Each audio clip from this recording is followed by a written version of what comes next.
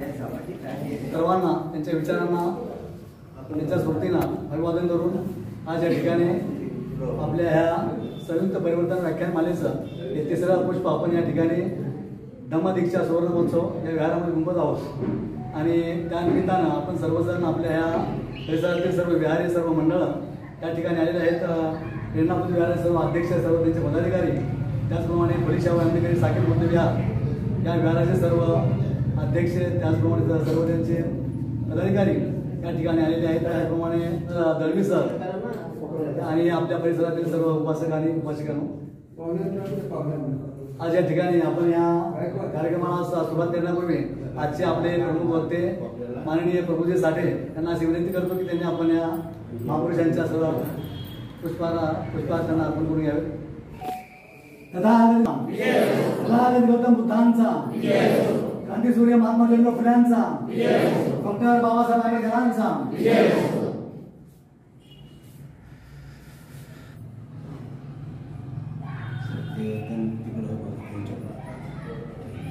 नाही नाही ठीक आहे ठीक आहे. डॉक्टर बाबासाहेब आंबेडकरांचा, डॉक्टर बाबासाहेब आंबेडकरांचा. बाळासाहेब साळवे आपल्या नाहीत गेल्या आता थोड्याच दिवसामध्ये ते आपल्यातून निघून गेलेले आहेत आणि त्याचप्रमाणे धम्मदीक्षा सुवर्ण हे आपलं विहार आहे हे सुद्धा बांधण्यासाठी त्यांचा खूप मोठा वाटा आहे. त्याचप्रमाणे आमचे अध्यक्ष सुधीर बाबू सरोदे त्यांनी सुद्धा खूप मेहनत घेतलेली आहे. त्या तेव्हा अध्यक्ष या ठिकाणी आलेले आहेत, त्यांनी स्थानापन्न झालेले आहेत. तेव्हा ह्या पुढील कार्यक्रमात सुरुवात करण्यापूर्वी आपण बाळासाहेब साळवे यांना थोडीशी आदरांजली व्हावी. सगळेजण उठून थांबा.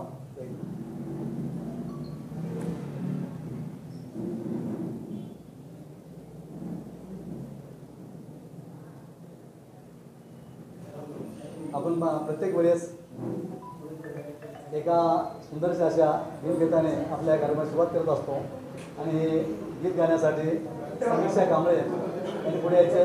समीक्षा कांबळे यांनी हे गीत या ठिकाणी सादर करायचं आहे. त्यांनी पुढे यायचे. जय भीम. माझे नाव समीक्षा विजय कांबळे. तर आता मी माझे गीत सादर करत आहे. उद्धरली कोटी कुळे भीमा तुझ्या जन्मामुळे, उद्धरली कोटी कुळे भीमा तुझ्या जन्मामुळे, एक ज्ञान ज्योतीने कोटी कोटी ज्योती तळपतात तेजाने तुझ्या धरतीवरती,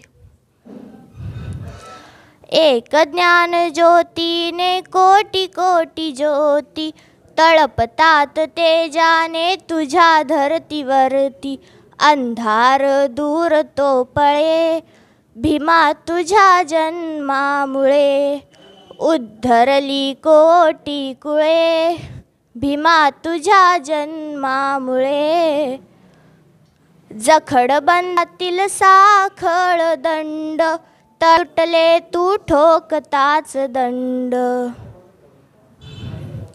जखडबंद पायातील साखळ दंड तडातड तुटले तू ठोकताच दंड, झाले गुलाम मोकळे भीमा तुझ्या जन्मामुळे, उद्धरली कोटी कुळे भीमा तुझ्या जन्मामुळे,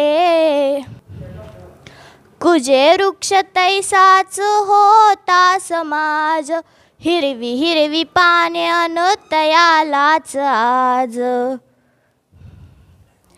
कुजे वृक्ष तैसाच होता समाज हिरवी हिरवी पाने अन तयालाच आज, अमृताची आली फळे भीमा तुझ्या जन्मामुळे, उद्धरली कोटी कुळे भीमा तुझ्या जन्मामुळे, काल कवडी मोल जिने वामनचे होते आज जुळे जगताशी प्रेमाचे नाते, काल कवडी मोल जिने वामनचे होते आज जुळे जगताशी प्रेमाचे नाते, बुद्धाकडे जग हे वळे, भीमा तुझ्या जन्मामुळे उद्धरली कोटी कुळे, भीमा तुझ्या जन्मामुळे उद्धरली कोटी कुळे, भीमा तुझ्या जन्मामुळे उद्धरली कोटी कुळे, भीमा तुझ्या जन्मामुळे. धन्यवाद. तर आत्ते माझा सन्मान या ठिकाणी होत आहे. यांचा सन्मान आपल्या अध्यक्षांनी करावा असं मी त्यांना विनंती करतो. आहे ना आहे ना.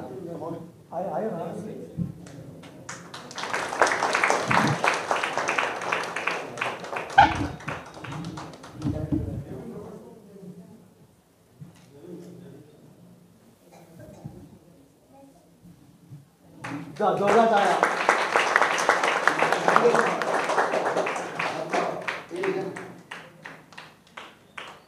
धन्यवाद. आजचे प्रमुख वक्ते आणि जय भीम. आमच्या अध्यक्ष सुद्धा जय भीम. जास्तीत जास्त वेळ आपण आजच्या वक्त्यासाठी देणार आहोत, तेव्हा आमचं थोडंसं मनोगत इथं काय सांगायची आवश्यकता नाही. या आजच्या या वक्त्यांचा परिचय कोण करून देणार आहे? दळवी सरांनी पुढे यावं, यांचा परिचय करून द्यावा असं विनंती करतो. दळवी सर. सर्वांना मैत्रीपूर्ण जय भीम. या ठिकाणी आमचे मित्र, आपल्या सर्वांचेच मित्र आहेत, माझे तर आहेतच. साठे सर, काय प्रबुद्ध साठे, विष्णू साठेचे प्रबुद्ध साठे झालेले आहेत. ते त्यांनीही सांगावं असं मला म्हणायचं आहे.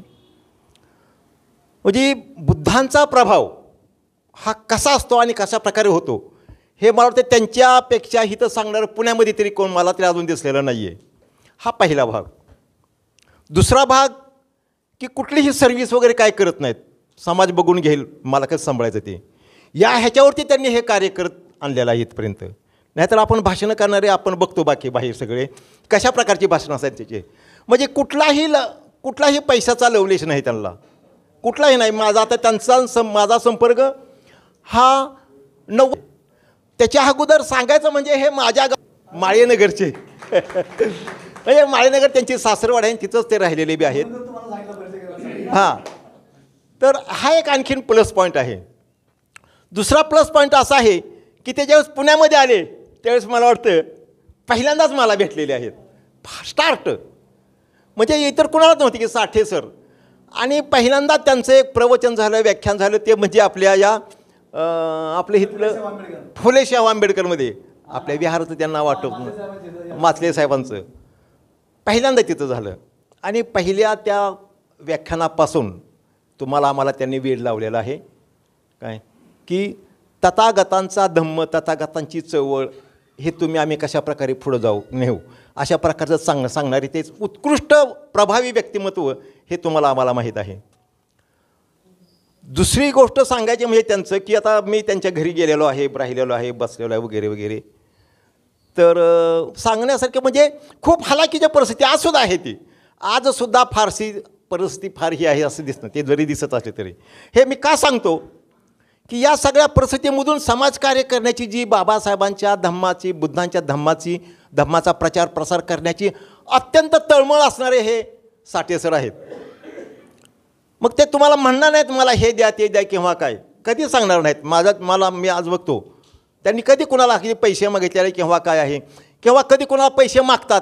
मी बरेच असे कार्यकर्ते पाहिलेले आहेत की अहो आम्हाला काहीच नाही, मग तुम्ही आम्हाला सांभाळलं पाहिजे, म्हणजे मला म्हणणारे कार्यकर्ते आहेत. पण तसं साठे सरने मला वाटतं कधीच कुणालाच म्हणलेलं नाही. ते साठे सरांच्या बाबतीत सांगायचं म्हणजे ते प्राध्यापकाची नोकरी सोडून हे काम करत आहेत, हे तुम्हाला माहीत नसेल.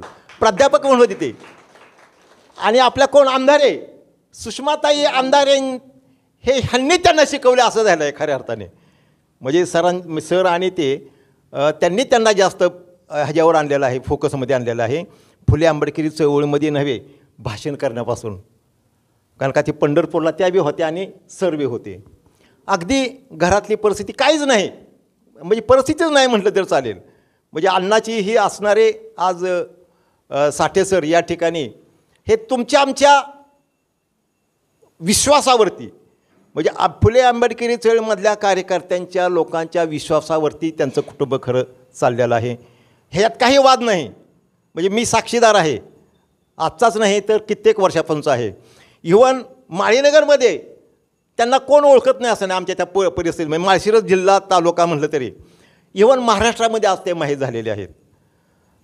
असे साठे सरांना 2 मुलं आहेत, बरोबर. आणि याही परिस्थिती मुलांना इंजिनियर आणि दुसरा 10वीला आहे. एक इंजिनियर आहे हा मला माहीत आहे. म्हणजे या परिस्थितीमधून मुलांना चांगल्या प्रकारे आणि सुसंस्कृत घरी मी गेलेलो आहे, राहिलेलो आहे, जात असतो येत मी माझं कुटुंब वगैरे. हे सांगण्याचा उद्देश असा आहे की जिथं जातील तिथं ते लोकांना आपलंसं करून घेतील हा त्यांचा गुण आहे. काय पैशाची तर हाव नाही हा त्यांचा गुण आहे. ओघवतं व्यक्तिमत्व आपल्याला सगळ्याला म्हणजे प्रभावी भाषणाची कला ही त्यांच्याकडे शिकणं. मैत्र म्हणून त्यांना की तुम्ही बी क्लासेस सुरू करा. आपल्या इथं आमचे ही सर आहेत ना पवार सर, त्यांच्यासारखे एखादं थोडं करायला काय हरकत नाही त्यांनी, असं मी त्यांना सुचवेन. म्हणजे असे त्यांची कला आहे. आणि तुम्ही म्हणाल की ते हितच त्यांना मला वाटतं रशियाचं का कुठलं हे आलेलं आहे, थायलंडचं, हे कुणाला माहीत नाही. तर त्यांचं सगळं तयार आहे. परंतु मध्यंतरी 2 वर्षाचा तो काय आपला कोरोनामुळं ते थोडी हे झालेलं आहे. त्याचा पासपोर्टची एक मजा आहे त्यांची. पासपोर्ट हे आम्हीच काढून दिलेलं आहे त्यांना. म्हणजे अशी परिस्थिती त्यांचे तुम्ही म्हणा की त्यांचा ड्रेस त्यांनी विकत घेतला आहे नाही ते आमच्याकडून आलेले आहेत. म्हणजे अशा प्रकारचे साठे सरांचं जेवढं सांगावं तेवढं कमीच आहे. काय पहिल्यांदा मी त्यांना मला वाटतं वाडे बोलायला जे आपलं विहार आहे त्या ठिकाणी माझी त्यांची खरी भेट झालेली आहे. त्या ठिकाणी मी त्यांना बोलवलं आणि मग तिथून आमचं सगळीकडं हळूहळू सुरू झालं. तर असं साठे सरांचा आणि माझा म्हणजे अगदी गावापासूनचा परिचय आहे. बंडीशा गाव, बरोबर, बंडीशे गाव हे त्यांचं गाव आहे. आणि घरातील मग चांगले प्राध्यापकाची नोकरी होती. घरातल्यांचा कसंही करायचा प्रश्न होता, परंतु ते म्हणले नाही. म्हणजे आई वडिलांचा सह आता आई त्यांच्याकडं आहेत, बरोबर आहे ना, आई आहेत. तर मी जेवढं सांगेन तेवढं कमी आहे. मला वाटतं माझंच भाषण होईल. तर मी या ठिकाणी थांबतो आणि पुन्हा एकदा आणखी कधी आले तर मला संधी द्यावी अशी मी अपेक्षा करतो. जय भीम, जय बुद्ध, जय भारत. धन्यवाद सर. अजून काय गोष्टी बऱ्याच म्हणजे यांच्याबद्दल सांगण्यासारख्या आहेत, परंतु वेळेचं थोडंसं भान आहे. आणि दळवी सरांनी सांगितल्याप्रमाणे अगदी गोष्टी खरी आहे. आणि अतिशय हालाकीच्या परिस्थितीमधून त्यांनी आपल्या फुले शाहू आंबेडकरी हा विचार पुढे नेण्याचं काम संपूर्ण आपल्या महाराष्ट्रामध्ये नव्हे तर संपूर्ण भारतभर त्यांचं काम आहे. आणि विशेष म्हणजे ते सांगायचं राहिले हे आपल्या बुद्धिस्ट नसून हे मातंग समाजाचे, विशेष म्हणजे मातंग समाजाचे आहेत. आणि हजारो लाखो लोक घेऊन त्यांनी आपल्या ह्याच्यामध्ये धर्मांतर केलेलं आहे. चला जोरदार टाळ्या याच्यासाठी उद्या. तेव्हा पुन्हा एकदा त्याचा जोरदार टाळ्या वाजवा आणि पुन्हा आपल्या सर्वांचा वेळ आपण त्यांना देऊया. धन्यवाद. आणि आपण आपलं व्याख्यान चालू करावं असं आपलाच विनंती करतो. मानवतेचे भाष्यकार, मानवी संस्कार आणि संस्कृतीचे जनक भगवान गौतम बुद्ध, वैश्विक प्रणेते, लोकशाही भारताचे शिल्पकार, राष्ट्रनिर्माते, महामानव डॉक्टर बाबासाहेब आंबेडकर, बहुजन प्रतिपालक छत्रपती शिवाजी महाराज, ज्यांच्या स्मृतिदिनाच्या निमित्तानं आज तुमच्यासमोर संवाद साधण्यासाठी एक संधी मला मिळत आहे, ते राष्ट्रपिता, समग्र व्यवस्था परिवर्तनाच्या क्रांतीचे प्रणेते, राष्ट्रपिता महात्मा ज्योतिबा फुले, क्रांतिज्योती सावित्रीबाई फुले, या देशाचा लाडका राजा छत्रपती शाहू महाराज, आंबेडकरवादी लोकशाहीर अण्णाभाऊ साठे, याच महात्मा ज्योतिबा फुल्यांच्या शाळेत 3री 4थीमध्ये शिकणारी आणि ही व्यवस्था नाकारणारी हिंदू धर्म व्यवस्था आमची नाही, आम्ही धर्म नसणारी माणसं, महारामांगाच्या दुःखावरती पहिलं भाष्य करणारी मुक्ता साळवे, क्रांतिरक्षक लहुजी वस्तात, क्रांतिरक्षक म्हणतोय मी, क्रांतिरक्षक लहुजी वस्तात, माता जिजाऊ भीमाई रमाई, राजमाता अहिल्याबाई होळकर, या परिवर्तनवादी महामानवांना, महापुरुषांना, महाविचारांना, आदर्शांना प्रथमतः अभिवादन करतो, कोटी कोटी प्रणाम करतो. आजच्या कार्यक्रमाचे अध्यक्ष आदरणीय सर्वदे सर, या ठिकाणी आदरणीय आमचे सहकारी मार्गदर्शक मिलिंद माचले साहेब ज्यांनी माझा परिचय करून दिला, ते दळवी सर, यादव साहेब या ठिकाणी उपस्थित आहेत. चावरे साहेब खरे तुमचे मित्र अनिल रणद्वे सर येणार होते पण वयाच्या इथे मला आलो नाहीत. आणि उपस्थित माझ्या समोर बंधूंनो, छोट्या दोस्तांनो आणि भगिनीनो, आईनो, पत्रकार बंधू, सर्व संयोजक, खरं मध्ये गेले 30 वर्ष हा काय हे चॅनेलसाठी माईक आहे, माझा आवाज तुम्हाला खणखणीत आहे लक्षात घ्या. आणि 10 वर्ष मी असाच राहिलो आयुष्य तर सारा महाराष्ट्र मी प्रबुद्ध केल्याशिवाय राहणार नाही हा विश्वास देतो. खरं तर गेले 30 वर्ष पूर्णवेळ बुद्ध फुले आंबेडकर चळवळीचं काम करत असताना, पूर्णवेळ धम्मप्रचारकाचं काम करत असताना ज्यावेळी मला आंबेडकरवाद कळला आणि 30 वर्ष आज महाराष्ट्रामध्ये माझ्यासारखा श्रीमंत कोणीच नाही लक्षात घ्या. महाराष्ट्राच्या कुठल्याही ठिकाणी जावा आणि तिथं प्रबुद्धसाठी असं आलंय म्हणल्यानंतर पैशाचाच नव्हे तर प्रेमाचा सुद्धा पाऊस माझा पडतो. त्यामुळं या समाजामध्ये समाजाचा विश्वास आणि प्रेम मी मिळवला आणि समाजाचा विश्वास आणि प्रेम याच्यासारखी संपत्ती आणि दौलतच असू शकत नाही. ती दौलत माझ्याजवळ आहे लक्षात. बीड म्हणजे 20 रुपये असताना 2006ला धम्मक्रांतीच्या सुवर्ण जयंतीच्या निमित्तानं मातंग बंधूनच नव्हे तर बहुजन बांधवांनो चला आपल्या बुद्धाच्या घरी अभियान चालवत असताना या बुद्ध विहाराचं सुद्धा नाव आहे धम्मक्रांती सुवर्ण जयंती, धम्मदीक्षा सुवर्ण जयंती महोत्सवाच्या. 20 रुपये खिशात असताना बीड म्हणजे ओळख नाही, पाळख नाही, कुणाची ओळख नाही. 20 रुपये जवळ असताना 6 महिना बीड जिल्हा मी फिरवलेला लक्षात घ्या. गरीब श्रीमंतीचा मुद्दा नाही, त्याग आणि इमानदारीचा मुद्दा आहे लक्षात घ्या. आणि आज तुम्हाला सांगतो की चळवळ चालवणं आता शहाण्या माणसाचं कामच नाही. शहाणी माणसं हुशार असतात आणि शहाणी माणसंच अलीकडे चळवळीला धोका द्यायला लागली. शहाण्याला सामाजिक जाणीव आणि बुद्धाच्या संस्कार आणि नीतीची जोड असल्याशिवाय शहाणा माणूस समाजासाठी लायकच होऊ शकत नाही. ती लायक माणसं निर्माण करण्याचं काम महात्मा ज्योतिबा फुले यांनी शिक्षणातून केलं लक्षात घ्या. दळवी सर माझे मित्र आहेत पण पाहुणे बी आहेत. कारण माळीनगरच्या जवळ माझी सासरवाडी आहे आणि पंढरपूर तालुक्यातील बंडीशागाव हे माझं गाव आहे. आणि माळीनगरचं सासरवाडी हा सुद्धा एक इतिहासच आहे, क्रांतीचाच विचार आहे तो, म्हणजे इतिहासच आहे. कारण माझ्यासारख्याला पूर्णवेळ कार्य नोकरी सोडून फुल टाईम काम करणाऱ्या कार्यकर्त्याला मुलगी देणं ही 16वरची पोळी आहे लक्षात घ्या. आणि त्यात माझी अट अशी की बाबानो एखादा बौद्ध धम्म स्वीकारलेला विचार असणारे कोण मुलगी देईल का. आणि मग बौद्धात केलो मी, आता आंबेडकरवादी आहे, बुद्धाकडे आलेला आहे, बौद्ध धम्म स्वीकारलेला, द्या मला मुलगी. पण ती मनाची पूर्वीचा मागाच आहे आणि मागवड्या तर काय देणं काय शक्यच नाही. आणखी एक तुम्हाला अभिमान वाटणारी गोष्ट सांगतो. 9 एप्रिल 2023ला मी 131 लोकांना इथं दीक्षा दिली. मी मातंगालाच नव्हे तर त्या ठिकाणी बेलदार, धनगर, माळी, वडार, रामुशी, होलार, चर्मकार आणि मराठा बांधवांना सुद्धा या ठिकाणी पुण्यात मी दीक्षा दिली 9 एप्रिल 2023ला. आणि 10 एप्रिल 2023 पासून घर सोडलं आणि 4 मार्च 2024ला आलो. मी या दरम्यानमध्ये 18,200 बहुजन बांधवांना बौद्ध धम्माची दीक्षा दिली लक्षात.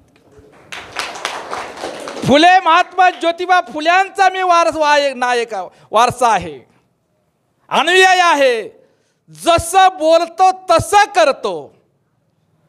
मी बोलणारा वक्ता नाही, बोलल्यानंतर क्रांतीच्या दिशेनं कृती करणारा मी कार्यकर्ता आहे लक्षात घ्या.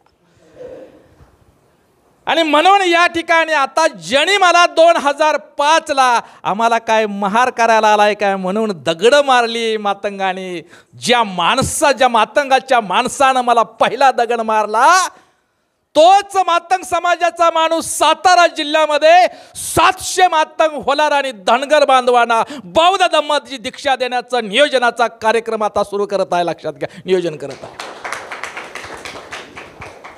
त्याच्यामुळं मला हे कळल्यानंतर कोण मुलगी असं मगाशी राहिलं आणि माझी आठवण होते की बाबा मला मग एक माळीनगरच्या गट नंबर 2चा माणूस म्हणजे दळवी सरांच्या गावातल्या माणसानं मला मुलगी द्यायची धाडस केलं आणि त्यातून मित्र आणि पाहुण्याचं नातं जुळलं दळवी सरांचं. फक्त मी आठ या टाकली की मला काही नको, हुंडा तर नको, कपडे नको, माझी बी कपडे मीच घेतो, तुमच्या मुलीचे बी कपडे मीच घेतो. फक्त आठ आहे की बौद्ध पद्धतीनं लग्न होत आहे का करायला, नसेल तर सत्यशोधक पद्धतीनं तर करूया का. सासरे म्हणले अहो देवा ब्राह्मणाच्या साक्षीनं झालेलं बरं, भाऊकी काय म्हणेल, पाहुणे रावळे करेल, हितनं तुम्ही लग्न घ्या आणि मुलगी तुमच्या घरी गेल्यानंतर काय तुम्हाला विचार सांग रुजवायचे ते रुजवा. ठीक आहे म्हणलं आणि नंतर मग तिथं सुरू झालं. मला कदाचित वाटतं की लोंढे साहेब दळवी सरबी असावी त्या ठिकाणी, मला ते अजून त्या असावं, त्यांना सुद्धा मी निमंत्रण दिलं होतं. माझी पत्रिका जर पाहिली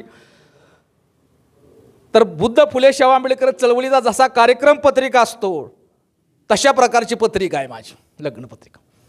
आणि मग ब्राह्मण आले अक्षता, त्या मग ब्राह्मणाच्या कानात मी म्हटलं आता सासरा ऐकत नाही बाबा, आम्हाला बुजगाव होतं. म्हणून असं म्हणलं तुम्ही जे आता मंगल अष्टिका म्हणणार आहेत त्या मराठीतून पाहुणे रावल्याला सांगायचे लोकांना. म्हणलं झाले ब्राह्मणाची भाडाच्या आपदा, असं कसं निघून गेलं ना, मराठीत काय अर्थ होतो आता सांगायला वेळ नाही. आणि मग लक्षात मी माईक असा हातात धरला आणि बौद्ध पद्धतीनं मंगलगाथा म्हणले. माझ्याच लग्नात मी बौद्धाचार्य बी मीच, नवरा बी मीच आणि बायकोच्या बी अंगावर फुलं मीच टाकतोय आणि माझ्या बी अंगावर फुलं मीच टाकतोय. धम्म चळवळीच्या इतिहासात माझ्यासारखा मंगल परिणय कधीच कुणाचा झाला नसेल. लक्षात घ्या, बोलतो तसं वागतो आता, मांग म्हणून मी राहिलो नाही, मी प्रबोध झालेला आहे आणि इथल्या मराठ्यांना सुद्धा बुद्धाच्या वाटेवरती चाललेला आहे. आरक्षण मराठा ओबीसीची समस्या नाही, इथल्या बहुजन समाजाची खरी समस्या काय ही बौद्धांनी सांगायला पाहिजे होतं, ती सांगितलंच नाही. बुद्ध मराठ्यांना ओबीसीला मांगाला चांबाराला धनगराला आदिवाशाला कसं पचेल ही तुम्हाला वाटणारी भीती समाजावर तुम्हाला लादली, ही वैचारिक बदमाशीमुळे धम्मक्रांतीचा गाडा रचलेला आहे. आणि म्हणून या ठिकाणी सांगत असताना बाबाने मराठ्यांचं तुम्ही इथला बहुजन समाज स्वतःला हिंदू म्हणून घेणारा बहुजन समाज ही त्याची सगळ्यात मोठी समस्या आहे. बहुजन समाजाची समस्या काय हे आम्ही सांगतच नाही. मराठ्यांना तुझी समस्या काय, आपण काय म्हणतो बुद्ध कसा काय सांगायचा मराठ्यांना, बुद्ध मांगाला कसा. आता तुम्ही बौद्धाने खिडकी उघडली तर पलीकडे मांगवाडा आहे, खिडकीतून सुद्धा बुद्धम शरणम गच्छामी आम्ही म्हणायला तयार नाही आणि सारा भारत बौद्धमय करायचा. चांबाराला ओबीसीला धनगराला आदिवाशांना इथला हिंदू म्हणून घेणाऱ्या बहुजन समाजा पूर्व आश्रमीचा बौद्ध याला त्याची जाणीव तुम्ही करून देत नाही. हिंदू स्वतःला तुम्ही हिंदू समजता, ही तुमची सगळ्यात मोठी समस्या आहे. आता तुम्ही स्वतःला बौद्ध म्हणून पुनर्जीवित करणं हाच बहुजन समाजाचा विकास आणि परिवर्तनाचा मार्ग आहे हे सांगायला सुरुवात केली पाहिजे. तर सारा भारत बौद्धमय करेल, तर जात्यांतातून माणूस आणि समाज आणि राष्ट्र निर्माण करण्याचं काम. आणि म्हणून महात्मा ज्योतिबा फुल्यांनी शिक्षणाच्या माध्यमातून शैक्षणिक क्रांती केली आणि माणूस समाज आणि राष्ट्र निर्माण करणारा शिक्षणाचा सिद्धांत आणि शिक्षणाचं कार्य महात्मा ज्योतिबा फुल्यांनी केले. लक्षात घ्या, मी भगवान बुद्धानंतर आम्हाला काळजामध्ये आणि पोटाशी कवटाळण्याचं काम महात्मा ज्योतिबा फुल्यांनी केलं. काय भगवान बुद्धांच्या नंतर 2000 वर्षानंतर महात्मा ज्योतिबा फुल्यांनी आम्हाला पोटाशी कवटाळण्याचं काम केलं. 1000 वर्ष आमच्या 14 तळ्याच्या अगोदर 1000 वर्ष आमच्या तहानजलेल्या मुखालाच नव्हे तर 1000 वर्ष इथल्या धर्म व्यवस्थेनं मेलेल्या श्वासाला जिवंत करण्याचं काम बुद्धानंतर जर कुणी केलं असेल तर ते महात्मा ज्योतिबा फुले यांनी केले, लक्षात घ्या. म्हणून महात्मा ज्योतिबा फुल्यांना बुद्ध कबीरानंतर गुरुचं स्थान, तिसरं स्थान हे डॉक्टर बाबासाहेब आंबेडकर आणि महात्मा ज्योतिबा फुल्यांना केलं. बाबासाहेब आंबेडकरांसारखा वैश्विक प्रणेते असणारा महामानव महात्मा ज्योतिबा फुल्यांना गुरुस्थानी मानतात. यातच महात्मा ज्योतिबा फुल्यांचं कर्तृत्व आणि मोठेपणाची साक्षी आहे, ध्यानात ठेवा. शिक्षण हे सामाजिक अधिष्ठान आहे. शिक्षणाशिवाय समाज परिवर्तन होणार नाही. शिक्षण हे राष्ट्र निर्माण करण्याचं साधन आहे आणि शिक्षक हे राष्ट्राचा रथचालक आहे. आणि शिक्षण व्यवस्था समग्र क्रांतीच्या परिवर्तनाचा खरा पाया हे शिक्षण आहे. शिक्षणाशिवाय व्यवस्था परिवर्तन होणार नाही, हा विचार महात्मा ज्योतिबा फुले यांनी मांडला. सुप्रीम कोर्टाच्या सर्वोच्च न्यायालयानं आदेश दिल्यानंतर या देशातील सरकारने 2009चा शिक्षण हक्काचा कायदा केला आणि 2010ला त्याची अंमलबजावणी सुरू झाली. आज सुद्धा ती खरं का खोटं कळत नाही. पण हंटर कमिशन समोर 19 ऑक्टोबरला 1882ला महात्मा ज्योतिबा फुल्यांनी शिक्षण हे सक्तीचं, हक्काचं, मोफत आणि सार्वत्रिक असलं पाहिजे हा शिक्षणाचा हक्काचा कायदा करण्याची मागणी महात्मा ज्योतिबा फुल्यांनी त्या काळात केलेली आहे, लक्षात घ्या. 250 वर्षापूर्वी आम्हाला शिक्षणाचा हक्क आणि तो कायदा, शिक्षणाचा हक्क कायद्यात रूपांतर करण्यासाठी 2010 उजळलं आणि त्याची बी अंमलबजावणी सुरू नाही.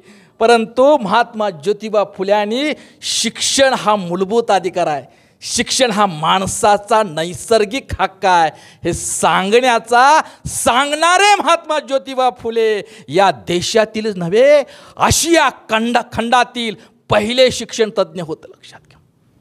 काय? आशिया खंडातील पहिले शिक्षण तज्ज्ञ होते. आणि महात्मा ज्योतिबा फुले हे शिक्षण नुसतं शिक्षण नाही, शिक्षणाच्या माध्यमातून परिवर्तनाचा विचार, व्यवहारी शिक्षण देण्याचं काम केलं. शेतीनिष्ठ, तंत्रज्ञानावर आधारित रोजगार निर्मितीचं, व्यवहारातला जोड देणारं शिक्षणाचा आग्रह महात्मा फुल्यांनी केले. त्याच पद्धतीनं तशा प्रकारचं काम महात्मा ज्योतिबा फुल्यांनी केलं. माझ्या शिक्षणातून केवळ शिकलेली पिढी, नुसती शिकलेली पिढी नाही जन्माला आली पाहिजे, तर सामाजिक जाणीव आणि संस्कार आणि रोजगार अभिमुख देश निर्माण करणारी, समाज घडवणारी आणि कुटुंब आणि समाज आणि व्यक्ती आणि राष्ट्र निर्माण करणारी पिढी शिक्षणातून निर्माण व्हावी, याच्यासाठी महात्मा ज्योतिबा फुल्यांनी शिक्षणाचं काम केलं, लक्षात.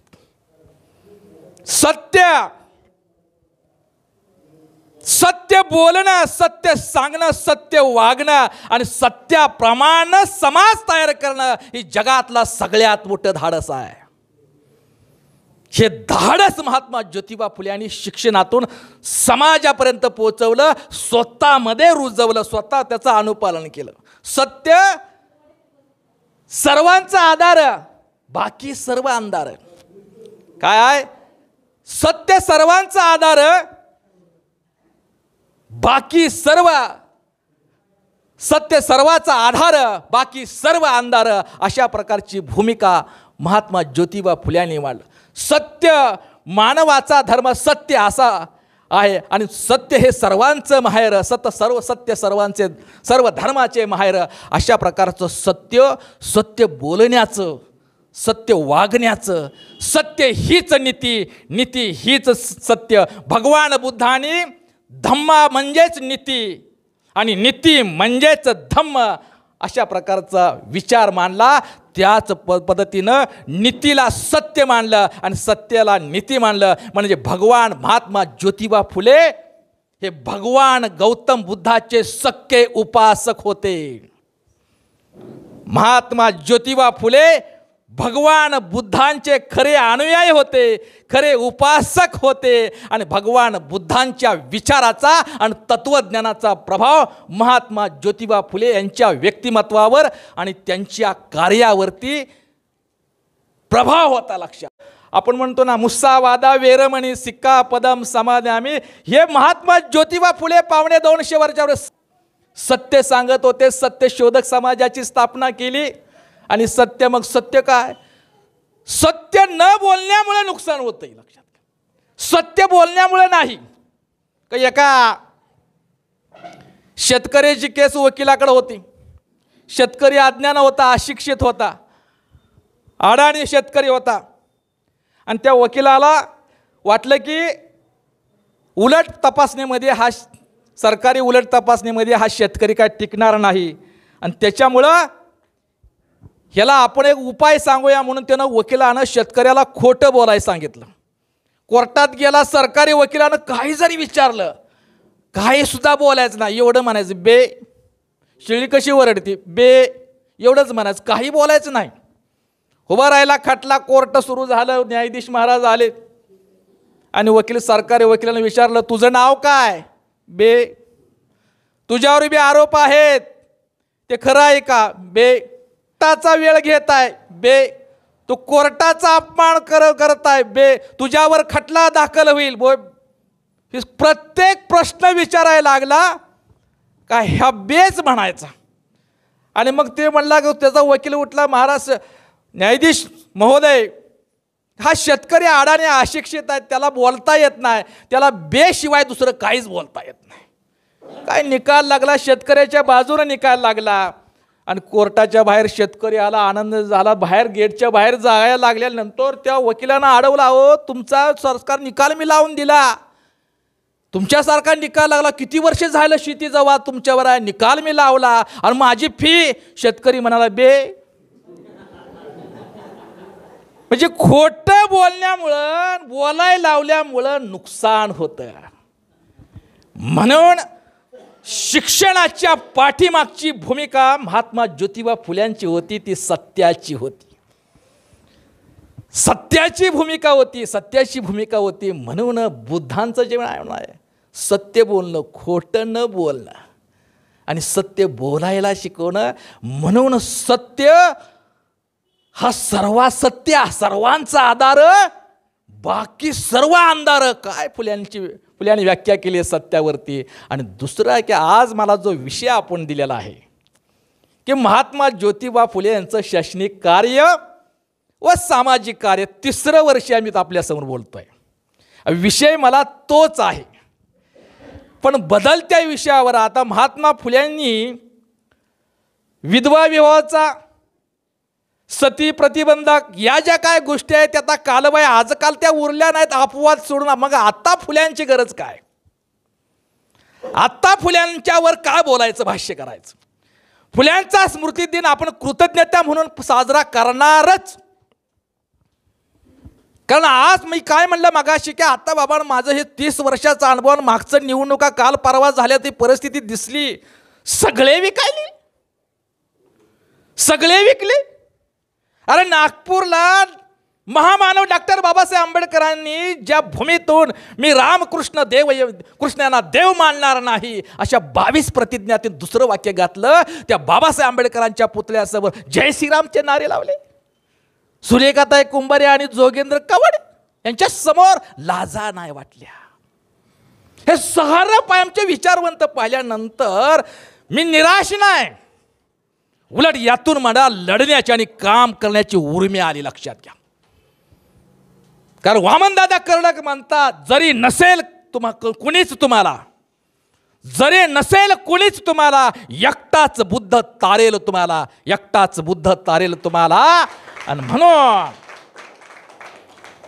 महात्मा ज्योतिबा फुलेवाद, बुद्धांचा धम्म हा गतिशील करायचा असेल तर फुलेवाद समाजासमोर सांगावाच लागेल. लक्षात घ्या, म्हणून फुल्यांच्या विचाराचा हा जागर आहे. लक्षात, म्हणून फुल्यांचा विचाराचा हा जागर आहे. आणि शिक्षणाचं एक आहे, वेळेअभावी एक मुद्दा थोडक्यामध्ये तुम्ही समजून घ्या. जे काय आतापर्यंत माझ्याकडून सांगितलं गेले नाही ते मी सांगण्याचा आपल्याला प्रयत्न करतो आहे की फुल्यांची एक शिक्षण संस्था होती. फुल्यांनी आणि त्या शिक्षण संस्थेला फुल्यांनी स्त्रियांना, समग्र स्त्रियांना, बहुजन समाज, मग ब्राह्मण स्त्रिया सुद्धा आल्या, दलित आल्या, ओबीसी आल्या, बहुजन मराठा स्त्रिया आल्या आणि धनगर स्त्रिया आल्या, ब्राह्मण स्त्रियांना म्हणजे समग्र स्त्री वर्गाला शिक्षण देण्यासाठी आणि अस्पृश्यांना, त्यावेळच्या मागासवर्गीयांना, अस्पृश्यांना शिक्षण देण्यासाठी महात्मा ज्योतिबा फुले यांनी 2 शिक्षण संस्था स्थापन केल्या. आणि त्या शिक्षण संस्थेचं नाव आहे native female education Pune. Native female education Pune हे पुण्यातली संस्था, महिलांना शिक्षण देणारी फुल्यांची संस्था महात्मा ज्योतिबा फुले यांनी स्थापन केली. आणि मग दुसरे होते the society for promoting the education of Mahars मांग आणि सेटिव्ह असं त्या शिक्षण संस्थेचं नाव आहे. शिक्षण संस्थेला महार मांग नाव दिले हो. काय? द सोसायटी प्रमोटिंग म्हणजे वाढवणारा, प्रेरणा देणारी सोसायटी, वाढवणारे. कुणाला प्रेरणा? शिक्षणाची प्रेरणा कुणाला देणारी? द महार्स मांग. महार माग आणि इतर मागासवर्गीय बहुजन समाजाला शिक्षणाची प्रेरणा देणारा, वाढवणारा, प्रभाव टाकणारी सोसायटी, शिक्षण सोसायटी हे महात्मा ज्योतिबा फुले यांनी स्थापन केली. लक्षात. आणि या शिक्षण संस्थेच्या माध्यमातून स्त्रीला शिकवलं पहिल्यांदा. स्त्रीचा खरं म्हणजे महात्मा ज्योतिबा फुल्यांचा शिक्षण आणि व्यवहार, त्याला व्यवहाराची जोड होती. आज जसं शिक्षणाचं बाजारीकरण झालंय, पदव्या मिळवण्याच्या पलीकडे शिक्षण व्यवस्था राहिली नाही. MA PhD घेणारा पोरगा बाहेर आला तर व्यवहारात त्याची PhD टिकत नाही. हॉटेलमध्ये काम करणारा पोरगा 7वी नापास तो कमवतोय, पण MA PhD झाल्याला, बीडमधून लातूरमधून आल्याला पुणे महानगरपालिकेमध्ये सफाई कामगार 7वी नापासाच्या मुकदमाच्या हाती काम करायची वेळ आली. लक्षात घ्या. पण 250 वर्षापूर्वी महात्मा ज्योतिबा फुले यांनी शिक्षणाला आणि व्यवहाराला जोड दिली. लक्षात घ्या. शिक्षणातून जर त्याला व्यवहाराची जोड, रोजगार निर्मितीचं शिक्षण, तंत्रज्ञान देणारं शिक्षण, स्पर्धा परीक्षेत टिकणारं शिक्षण, समाजाच्या उपयोगात असणारं शिक्षण, अशा प्रकारचे शिक्षण देण्याचं काम म्हणजे नुसते अक्षर गिळवले लिहिता वाचता येण्यापुरतं नाही. शाळा शिक्षण नाही दिलं. शिक्षणाच्या माध्यमातून त्या तरुणाला, त्या माणसाला स्वतःच्या पायावर उभं राहून समाजाला उभा करण्याची ताकद देण्याचं शिक्षण महात्मा ज्योतिबा फुले यांनी दिलं. लक्षात मारा. मग स्त्री शिक्षणच का? म्हणजे व्यवहारात करता स्त्री शिक्षणच का? पहिल्यांदा समाज शिक्षणाची सुरुवात, शैक्षणिक आणि सामाजिक कार्याची सुरुवात महात्मा ज्योतिबा फुले यांनी स्त्री शिक्षणापासून का केली? कारण इथली व्यवस्था, आपण म्हणतो स्त्री शक्ती ही राष्ट्रशक्ती आहे, हे ओळखण्याचं पहिलं काम हे महात्मा ज्योतिबा फुले यांनी केलं. एक स्त्री जर शिकली तर केवळ ते शिक्षण केवळ तिच्यापुरतं राहत नाही, तर कुटुंब, समाज आणि राष्ट्र निर्माण करण्याची ताकद हे स्त्री शिक्षणाच्या माध्यमातून निर्माण होते. आपल्याला शिकवलं काय? जिच्या हाती पाळण्याची दोरी ती राष्ट्राला उद्धारी. आणि तेच म्हणतोय आपण. 140 कोटीवर देश चालला तर आपण काय म्हणतोय? जिच्या हाती पाळण्याची दोरी ती राष्ट्राला उद्धारी. नाही बाबा तसं. जिच्या हाती शिक्षणाची दोरी, जिच्या हाती कुटुंबाची दोरी, जिच्या हाती समाजाची दोरी ती राष्ट्राला उद्धारी, हा विचार महात्मा ज्योतिबा फुले यांनी शिक्षणाच्या माध्यमातून.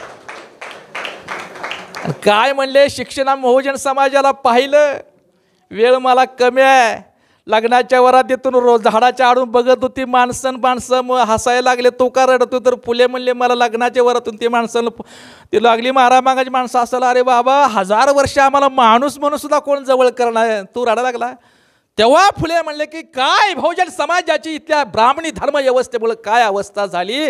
शिक्षणाभावी म्हणजे अज्ञान हे माणसाचं दुःखाचं कारण आहे, अविद्या हे माणसाच्या दुःखाचं कारण आहे. आणि त्याच्यामुळे महात्मा ज्योतिबा फुले यांनी भाष्य केलं, विद्येविना मती गेली, मतीविना नीती गेली, नीतीविना गती गेली, गतीविना वित्त गेले. एवढे सारे अनर्थ एका अविद्येने केलं.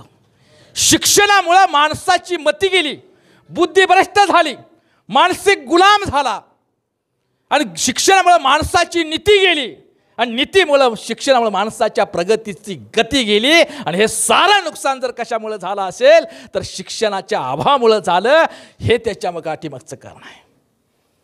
आणि म्हणून महात्मा ज्योतिबा फुले यांनी शिक्षणाच्या माध्यम व्यवहाराची मग उदाहरण मी सांगेल की एका होडीतून,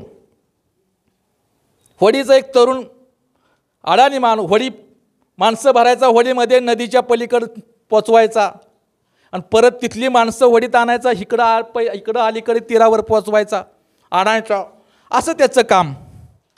आणि मग तिथे एक PhD झालेले प्राध्यापक अचानक होडीतमध्ये एके दिवशी बसले. आणि ते प्राध्यापक सायकोलॉजी, माझा सुद्धा सायकोलॉजी विषय आहे. तुम्ही जे माझ्याकडे बघता ही तुम्हाला बघत नाही मी, तुमचा प्रत्येकाचा चेहरा मला वाचता येतो, लक्षात घ्या. आणि ज्याला श्रोत्याचा चेहरा वाचता येतो ना तो उत्तम वक्ता होय. चेहरा बघून मी बोलत नाही, चेहरा बघून मी कारण महात्मा ज्योतिबा फुल्यांच्याकडं भगवान बुद्धांचा सम्यक दृष्टिकोन होता. महात्मा ज्योतिबा फुल्यांच्याकडं भगवान बुद्धांचा सम्यक दृष्टिकोन होता. निसर्गाच्या नियमानुसार काहीच घडत नाही याच्यावर विश्वास ठेवणं, हे सत्य स्वीकारणं, हे महात्मा फुले यांचा विचार होता. तर्काच्या आधारावर जी गोष्ट टिकत नाही त्याला नाकारणं, लोकप्रिय कितीही लोकप्रियता आली पण सत्याच्या आधारावर जे टिकत नाही त्याला नाकारणं, हा महात्मा भगवान बुद्धांचा सम्यक दृष्टिकोन हे महात्मा ज्योतिबा फुल्यांच्याकडे होता. आणि म्हणून त्या शिक्षणातून बाबा, म्हणून तो युवक कसा आहे, तो नावाड्याला तो सायकोलॉजीचा PhD झालेला प्राध्यापक म्हणतो की तुला गणितातलं काय कळतं का. मग ते मला गणिताचा ना माझा काय विषय नाही, कधीच नाही, गणिताचा ना माझा काय संबंधच नाही. होडीत माणसं मला ते नाव हाकायची, पुढं जायचं एवढंच आहे. जरा पुढं गेली होडी आणि पुन्हा त्यानं विचारलं की तुला भौतिकशास्त्राचं काय कळतं का. त्याला पहिल्यांदाच ऐकलंय म्हणला भौतिकशास्त्र, मला काय नाही भौतिकशास्त्र. नदी जरा मध्ये आली आणि लाटा वारा आला आणि लाट्यानं होडी हेलकावं खायला लागली. मग नावाड्यातला मुलगा म्हणतोय की प्राध्यापक साहेब तुम्हाला पावता येतंय का. मग पहिल्यांदा म्हणला गणित तुला येत नाही, तुझं 25% आयुष्य वाया गेलं. तुला भौतिकशास्त्र कळत नाही, तुझं 50% आयुष्य वाया गेलं. आता मध्ये आली होडी, होडी आल्यानंतर हेलकाव खायला लागली, वर लाटा निर्माण झाल्या आणि तो मुलगा म्हणाला की प्राध्यापक महोदय तुम्हाला पावता येतं का. प्राध्यापक म्हणले नाही. आता तुमचं 100% आयुष्य वाया गेलं. टाकले उडाले. MA PhD झालेले सायकोलॉजीचे प्राध्यापक भौतिकशास्त्राचं गणिताचं ज्ञान होते, बुडाले ना.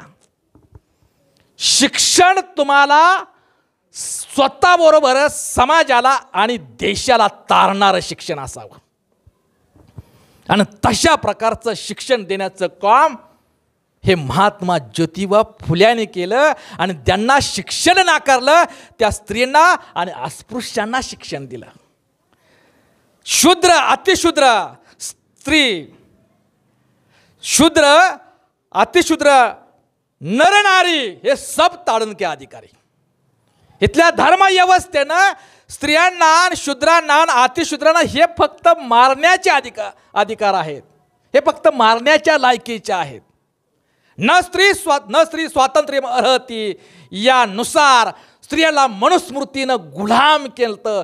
कोणतीही व्यवस्था, कोणताही अधिकार, कोणतंही मूल्य, कोणताही सन्मान नव्हे तर ती माणूस म्हणून सुद्धा मनुस्मृतीनं स्त्रियांना आणि अस्पृश्यांना, शूद्रांना आणि अतिशूद्रांना नाकारलेलं होतं. त्या व्यवस्थेच्या विरोधात महात्मा ज्योतिबा फुले यांनी शिक्षण देण्याचं काम केलं. कारण स्त्री गुलाम तर कुटुंब आणि समाज गुलाम. काय? स्त्री गुलाम तर कुटुंब आणि समाज गुलाम, आणि स्त्री सन्मान, स्त्री मुक्त तर कुटुंब आणि समाज मुक्त. म्हणून महामानव डॉक्टर बाबासाहेब आंबेडकरांनी दलित फेडरेशनचं अधिवेशन 1942ला नागपूरला ठेवलं. त्यावेळेला 8 घातली होती. जो पुरुष या अधिवेशनाला येणार आहे त्यांनी आपल्या बरोबर आपल्या पत्नीला, मुलीला, बहिणीला आणि महिलांना आणायचं आहे तर अधिवेशनाला याच्या धमकी दिली होती बाबासाहेबांनी समाजाला. 1942ला धमकी दिली. महिलांचा सहभाग हा चळवळीत वाढला पाहिजे ही भूमिका बाबासाहेबांनी 1942ला केली होती. म्हणून महात्मा ज्योतिबा फुले यांनी आपल्या सामाजिक व्यवस्था परिवर्तनाच्या चळवळीचा रथ उभा करताना स्त्रीचं चाक त्या चळवळीला जोडलेला आहे, भक्कम जोडलेला आहे शिक्षणाच्या माध्यमातून. म्हणून आपल्या ह्या चळवळीत आता महिलांचा सहभाग किती. खरं तर शिक्षण देण्याकरता आपल्या स्वतःच्या पत्नीला शिकवलं. पत्नीला काय शिकवलं? सावित्रीबाई फुल्यांना महात्मा ज्योतिबा फुल्यांनी काय शिकवलं? ती शिकवावं, ती कुठेतरी नोकरी करेल, कुटुंबाचं थोडं चांगलं बनवू याच्यासाठी नाही. आपण आपल्या मुलीला काय शिकवतो? ती स्वावलंबी म्हणावी, तिला चांगलं घर मिळावं, ती समाजातील ताटमानाने जगलं. आपल्या पत्नीला काय शिकवलं? कुटुंबाला हातभार लावेल, चांगलं होईल, उद्योग व्यवसाय होईल. बहिणीला आपला उद्दिष्ट, मुलीला, महिलेला, पत्नीला शिकवण्याचा उद्दिष्ट काय? आत्मकेंद्रित उद्दिष्ट आहे. पण आपल्या मुलीला, पत्नीला आणि बहिणीला शिकवण्याच्या पाठीमागं सामाजिक परिवर्तन हे आपलं उद्दिष्ट नसतं. लक्षात घ्या. असतं का आपल्या मुलीला शिकवताना? आपल्या मुलीला शिकवताना काय की मोठी झाल्यानंतर तुझ्याबरोबर समाजाचा सुद्धा उद्धार कर याच्यासाठी मी शिकवतोय असा बाप आहे का समाजात? पत्नीला शिकवतोय, मी तुला शिकवतोय, तुझ्याबरोबर तुझा आणि माझा संसार चालत असताना समाजात सुद्धा चांगुलपणाचा संसार उभा करण्यासाठी तुला मी शिक्षण देतोय असा आहे का पती समाजामध्ये? महात्मा ज्योतिबा फुले यांनी आपल्या पत्नीला सावित्रीबाई फुले यांना शिकवलं ती संसार चालवण्यासाठी नाही तर महिलांना, मुलीला शिक्षण देण्यासाठी आणि मुलीच्या शिक्षणातून व्यवस्था परिवर्तनाचं काम होण्यासाठी आपल्या पत्नीला शिकवणारा देशातील नव्हे जगातला पहिला महात्मा आणि थोर समाज क्रांतिकारक म्हणजे महात्मा ज्योतिबा फुले. ही भूमिका आहे. आणि मग ह्याच्यासाठी मग महात्मा 1 जानेवारी 1848ला मुलींची पहिली शाळा काढली. हे सर्वांनाच माहीत आहे. 1 जानेवारी 1848 हा फक्त स्त्रियांना मुलींची शाळा काढण्याचा दिवस नाही. ही बहुजन समाजाचा सन्मानाचा आणि क्रांतीचा दिवस आहे. ही भारतातील पहिला शिक्षण दिन आहे. ही भारतातील पहिला शिक्षण दिन आहे. आणि महात्मा ज्योतिबा फुले आणि क्रांती ज्योती सावित्रीबाई फुले यांच्या शिक्षणाची दखल घेत ब्रिटिशांचं सरकार होतं त्या काळात, इंग्रजांचं सरकार होतं, इंग्रजांचं राज्य होतं. पण महात्मा फुल्यांची, सावित्रीबाई फुल्यांच्या शिक्षणाच्या कार्याची दखल ब्रिटिशांनी घेतली. कारण सरकारी शाळा बंद पडल्या. त्यावेळेच्या जी काय खाजगी शाळा असतील, सरकारी शाळा बंद पडल्या. महात्मा ज्योतिबा फुल्यांच्या शाळेमध्ये एवढी गुणवत्ता होती, एवढं ज्ञान. महात्मा फुल्यांचं शिक्षण हे केवळ परीक्षार्थी नव्हतं, ज्ञानार्थी होतं. परीक्षार्थी नव्हतं, आज फक्त परीक्षार्थी झाले. ज्ञानार्थी संपलं, आज शिक्षण व्यवस्था परीक्षार्थी झालेला आहे. परीक्षात पास हो एवढंच शिक्षणाचा उद्दिष्ट राहिला आहे. लक्षात घ्या. शिक्षण हे पोट भरण्याचं साधन नसून बुद्धीचा विकास करण्याचं साधन आहे. हा मूल्य आपण विसरून गेलेलो आहे. ब्रिटिशांनी दखल घेतली आणि ब्रिटिशांनी दखल घेतल्यानंतर त्यांनी एक कायदा आदेश काढला का जातीवरून कुठल्याही सरकारी शाळा, महाविद्यालय, कॉलेज, अंगणवाडी म्हणजे कोण सरकारी शिक्षण संस्था आणि खाजगी शिक्षण संस्थेमध्ये जातीच्या आधारावर प्रवेश नाकारता येणार नाही, अशा प्रकारचा कायदा ब्रिटिशांना स्वतः करावा लागला. लक्षात घ्या, हे महात्मा ज्योतिबा फुल्यांच्या शिक्षणाला कायदेशीर अधिष्ठान मिळण्याची ताकद एवढ्या शिक्षणामध्ये केलं. हे महात्मा ज्योतिबा फुल्यांचं शैक्षणिक कार्य होतं. कायदा केला, जातीच्या आधारावर प्रवेश नाकारता येणार नाही असा ब्रिटिशांना कायदा करावा लागला. अशा प्रकारचा कायदा त्या काळामध्ये करावा लागला. आणि दुसरा आणखी एक महात्मा आपण काय म्हणतो, आणि फुल्यांच्या रक्षणासाठी कोण, लहुजी वस्ताद साळवे. स्वागत आहे, आनंद, अभिमान आहे. पण लहुजी वस्ताद साळवे यांच्या बरोबरच रानबा महार सुद्धा होते. आणि रानबा महार यांच्या बरोबरच धुराजी अप्पा चांबार हा सुद्धा होता. हे सुद्धा होते. मांग महार चांबार, लहुजी वस्ताद मांग, रानबा महार आणि धुराजी चांबार या महार, मांग, चांबार आणि महात्मा फुल्यांचं आणि सावित्रीबाई फुल्यांचं रक्षण केलं. म्हणून पुण्यामध्ये सामाजिक क्रांतीच्या परिवर्तनाची मशाल पेटली गेली. हा विश्वास आहे, लक्षात घ्या. आणि मग महात्मा ज्योतिबा फुले शैक्षणिक कार्य करत असताना, शिक्षणातून शैक्षणिक आणि सामाजिक क्रांती करत असताना, महात्मा फुल्यांच्या बरोबर काम करत असताना सावित्रीबाई फुल्यांनी सिद्धांत मांडला. महात्मा ज्योतिबा फुले आणि क्रांती ज्योती सावित्रीबाई फुले हे शिक्षण तज्ज्ञ होते. मानवशास्त्रीय सिद्धांत मांडला. तो सिद्धांत असा होता की ज्या समाजातील मुलं शाळेत आहे त्या समाजातील शिक्षक त्या मुलाला शिकवायला पाहिजे. कारण त्या काळात आपल्या समाजात, अस्पृश्य समाजातील शिक्षक कोण, शिक्षणच नव्हते तर शिक्षक कुठला याचा. सगळे शिक्षक ब्राह्मण उच्चवर्णीय, ते ब्राह्मण आणि उच्चवर्णीयातला शिक्षक आपल्या मुलाला काय शिकवेल. एका शाळेमध्ये तो इंग्रज अधिकारी गेला, तो इन्स्पेक्शन असतं ना शाळेतलं, आणि त्या शाळेत त्यानं ढेकळं, दगडं, छड्या अशा ठेवल्या होत्या. आणि तो विचारतो, ही टेबलावर असं का ठेवलंय. ती अस्पृश्याची जी बाहेर मुलं बसल्या ती, त्यांना जर मी असा हातानं छडी मारली, हातात धरलेली छडी मारली तर त्याचा मला विटाळ येईल म्हणून फेकून मारायला दगड ढेकळे ठेवलेत मला. मग ती सावित्रीबाई फुल्यांचं आणि महात्मा ज्योतिबा फुल्यांचं जे म्हणणं होतं ती ब्रिटिशांना कळलं. ज्या समाजातील जी मुलं शिक्षण घेतात, शिक्षणाला गळती का आहे, शिक्षण घेतात त्या शाळेतलाच शिक्षक हवा, तर त्या मुलाला चांगल्या पद्धतीनं शिकवता येईल. हा शिक्षणातील मानवशास्त्रीय सिद्धांत या देशामध्ये ब्रिटिश असताना हा शिक्षणाचा मानवशास्त्रीय सिद्धांत पहिल्यांदा कोणी मांडला असेल तर ती महात्मा ज्योतिबा फुले यांनी मांडला. लक्षात घ्या. आणि म्हणून त्या काळामध्ये अस्पृश्य शिक्षक गणूजी मांग, धुराजी अप्पा चांबार, फातिमा शेख इत्यादी धनगर समाजातील इत्यादी जातीचे शिक्षक आपापल्या समाजाला, आपापल्या बहुजन समाजातील मुलांना शिक्षण देण्यासाठी महात्मा ज्योतिबा फुले यांनी त्या काळामध्ये तयारी केली. आणि दुसरा असा की शिक्षणातून हे पिढी निर्माण करत असताना स्वावलंबी पिढी आणि स्वाभिमानी पिढी निर्माण करण्याचं काम शिक्षणाच्या माध्यमातून निर्माण केलं. त्या 1848 नंतर मुलींची शाळा काढून महात्मा फुले थांबले नाहीत.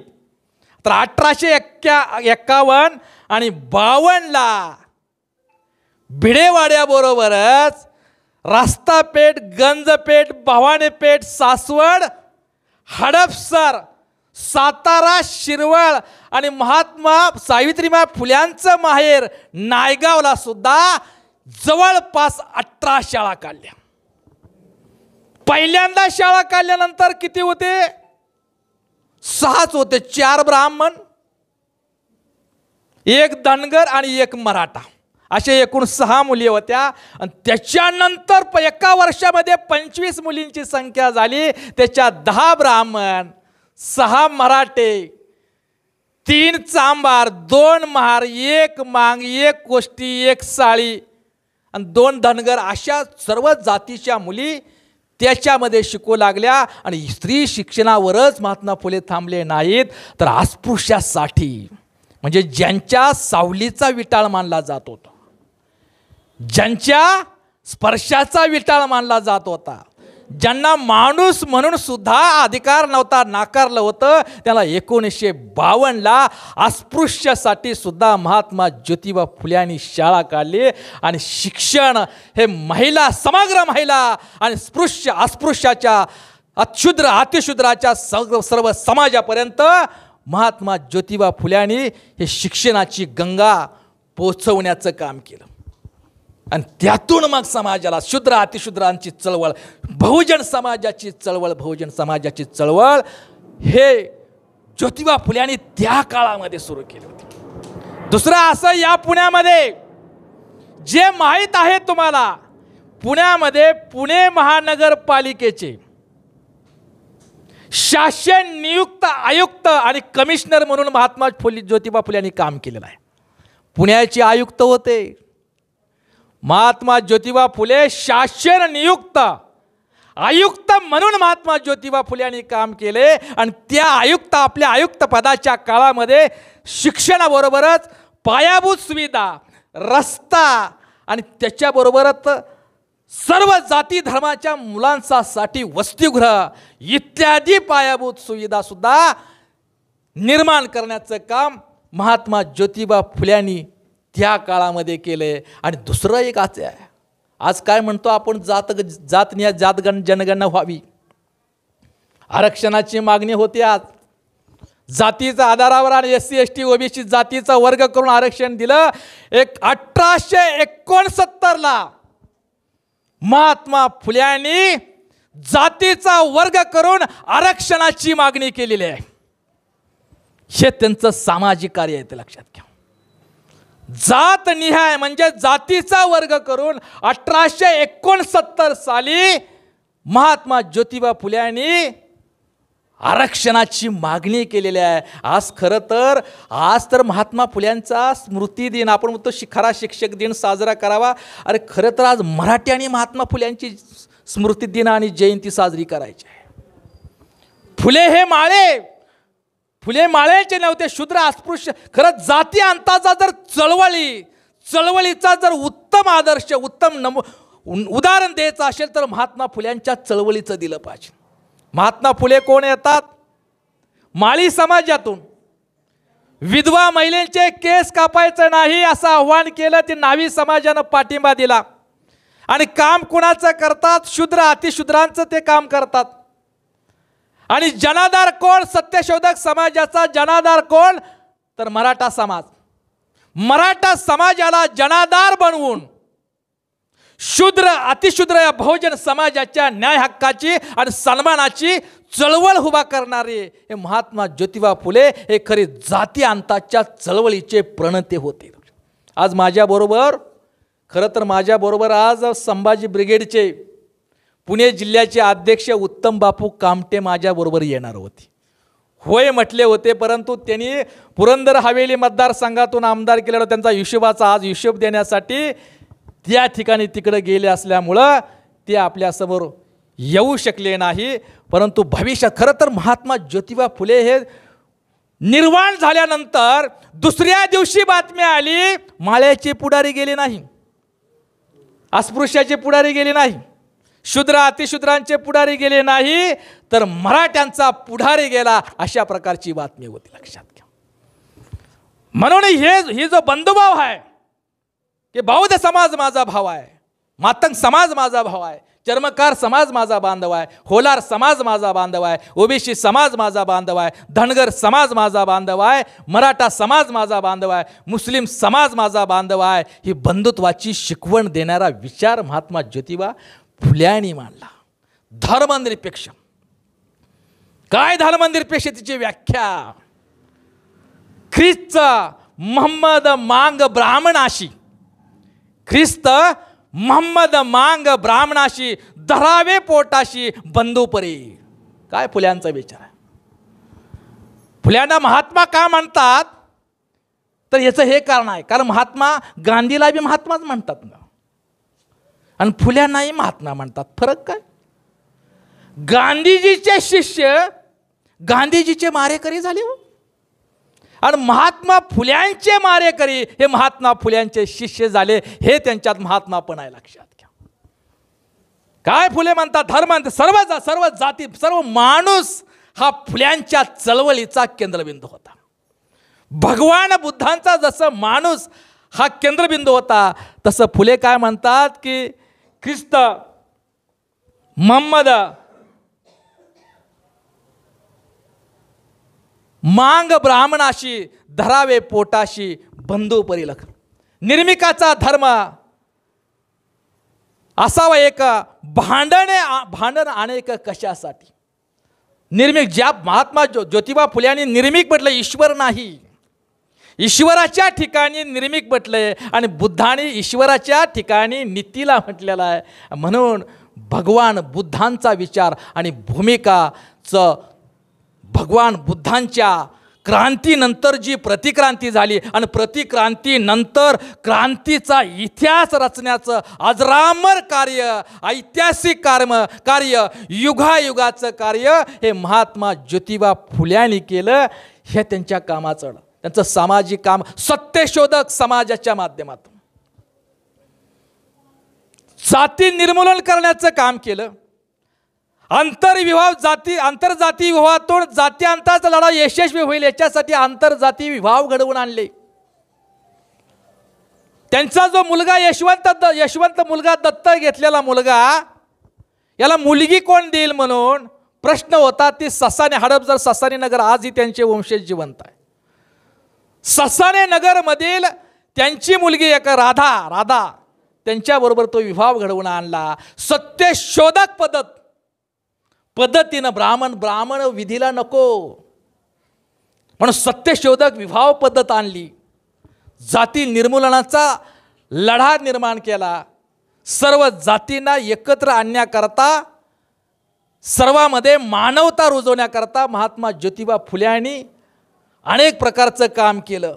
आणि तशा प्रकारचा विचार देत असताना डॉक्टर बाबासाहेब आंबेडकरांना महात्मा ज्योतिबा फुल्यांना, म्हणजे आम्ही सत्यशोधकी माणसं, आम्ही फुल्यांची अनुयायी, पण आता सत्यशोधक म्हणणं म्हणजे कम्युनिस्टवादाला पुरस्कृत आहे.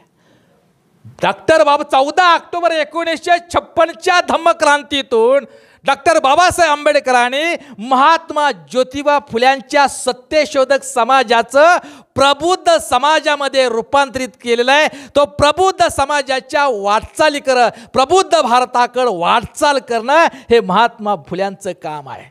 महात्मा फुल्यांच्या विचाराचं अनुयायाचं काम आहे. आणि तशाच प्रकारचं आपण असं म्हणू की मी माझ्या मुलीला सन्मान देत असेल, मी माझ्या आईला सन्मानाची वागणूक देत असेल, मी माझ्या पत्नीला सन्मानाची वागणूक देत असेल, मी माझ्या बहिणीला सन्मानाची वागणूक देत असेल, तरच आपण महात्मा ज्योतिबा फुल्यांचे आणि क्रांतीज्योती सावित्रीबाई फुल्यांचे खरे अनुयायी असू.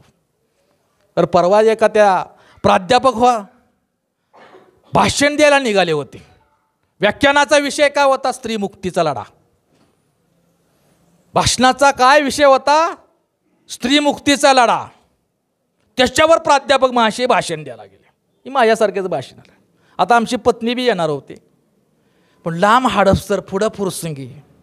खरं तर गावाचं नाव मी आता माझ्याकडून लाईव्ह चालू आहे, मी लाईव्ह चालू असल्यामुळं येणार. मी दळवे सराला म्हटलं होतं माझ्या पत्नीला बी घेऊन येतो, या त्यांच्या मॅडम म्हणल्या होत्या पत्नी खूप दिवस झालं पत्नीला बी आणत जाऊ, तिला सकाळपासून सर, पण तिची नेमकी आज आली.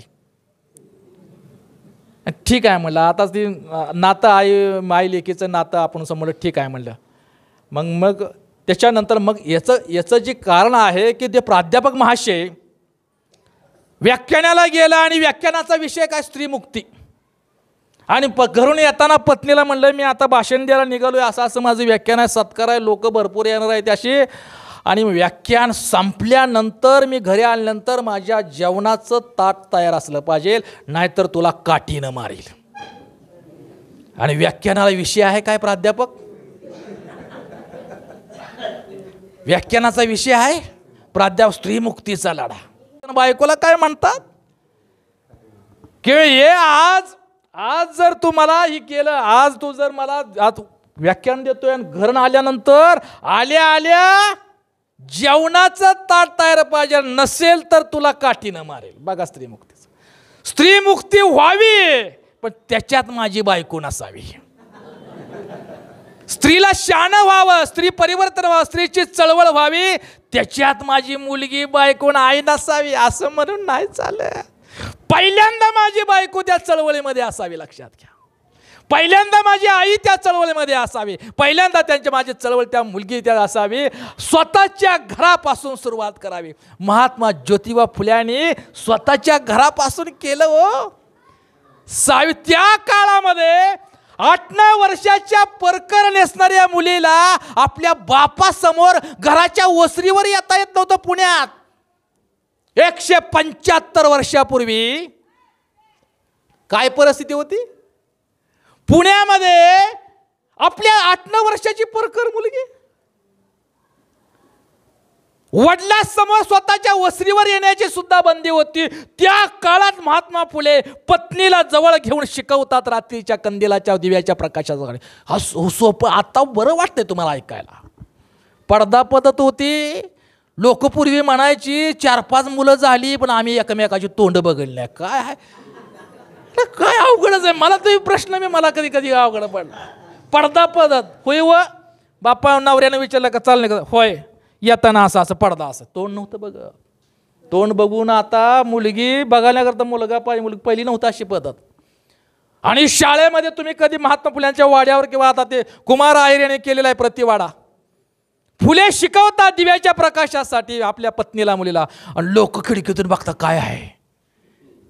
जगाचा इतिहास भारताचा इतिहास घडवण्याचं काम त्या दिव्याच्या प्रकाशासाठी नवरा बायकोचं सुरू आहे. जगाचा इतिहास घडवण्यासाठी परिवर्तनाचा इतिहास घडवण्यासाठी स्वतःच्या पत्नीला शिकवून परिवर्तनाच्या क्रांतीची सुरुवात महात्मा ज्योतिबा फुल्यांनी पहिल्यांदा घरापासून केली. आम्ही काय वर्तन खाऊ मला मी काय म्हणत सांगतो एक लक्षात घ्या बाबांनो. मी आता 30 वर्षाचं आयुष्य काढलेलं आहे. अजून मला एक आहे की किती बी अडचण आली प्रतिकूल परिस्थिती आली तर त्याग आणि इमानाने माझ्यातला स्वाभिमान मात्र जिवंत असावा एवढंच मी मनासारखं मागतोय. लक्षात घ्या. मी माझ्यातल्या माणसाला सतत वाढतोय. आज चळवळीला विचार आज मला सांगा सगळ्यात वक्ता हा क्रांती नाही करत. लेखक आणि विचारवंत सुद्धा क्रांती नाही करत. नेता सुद्धा क्रांती नाही करत. सगळ्यात जास्त वक्ते कुठं आहेत? आपल्या समाजात आहेत हो. सगळ्यात जास्त वक्ते बौद्ध समाज आंबेडकर चळवळीत आहे. सगळ्यात जास्त साहित्यिक आणि विचारवंत सुद्धा तरी आंबेडकर चळवळीत आहे. सगळ्यात जास्त नेता घराघरी 4-4 तेही आंबेडकर समाजात आहे. अरे मग सगळ्यात जास्त आपल्यात आहे मग तटलंय कुठं? सगळ्यात जास्त आपल्यात म्हणजे वक्त्यानी नेत्यानी विचारवंतांनी साहित्यिकांनी स्वतःमधला कार्यकर्ता मारून टाकलेला आहे. कार्यकर्ता ही समाजाची सगळ्यात मोठी संपत्ती आहे.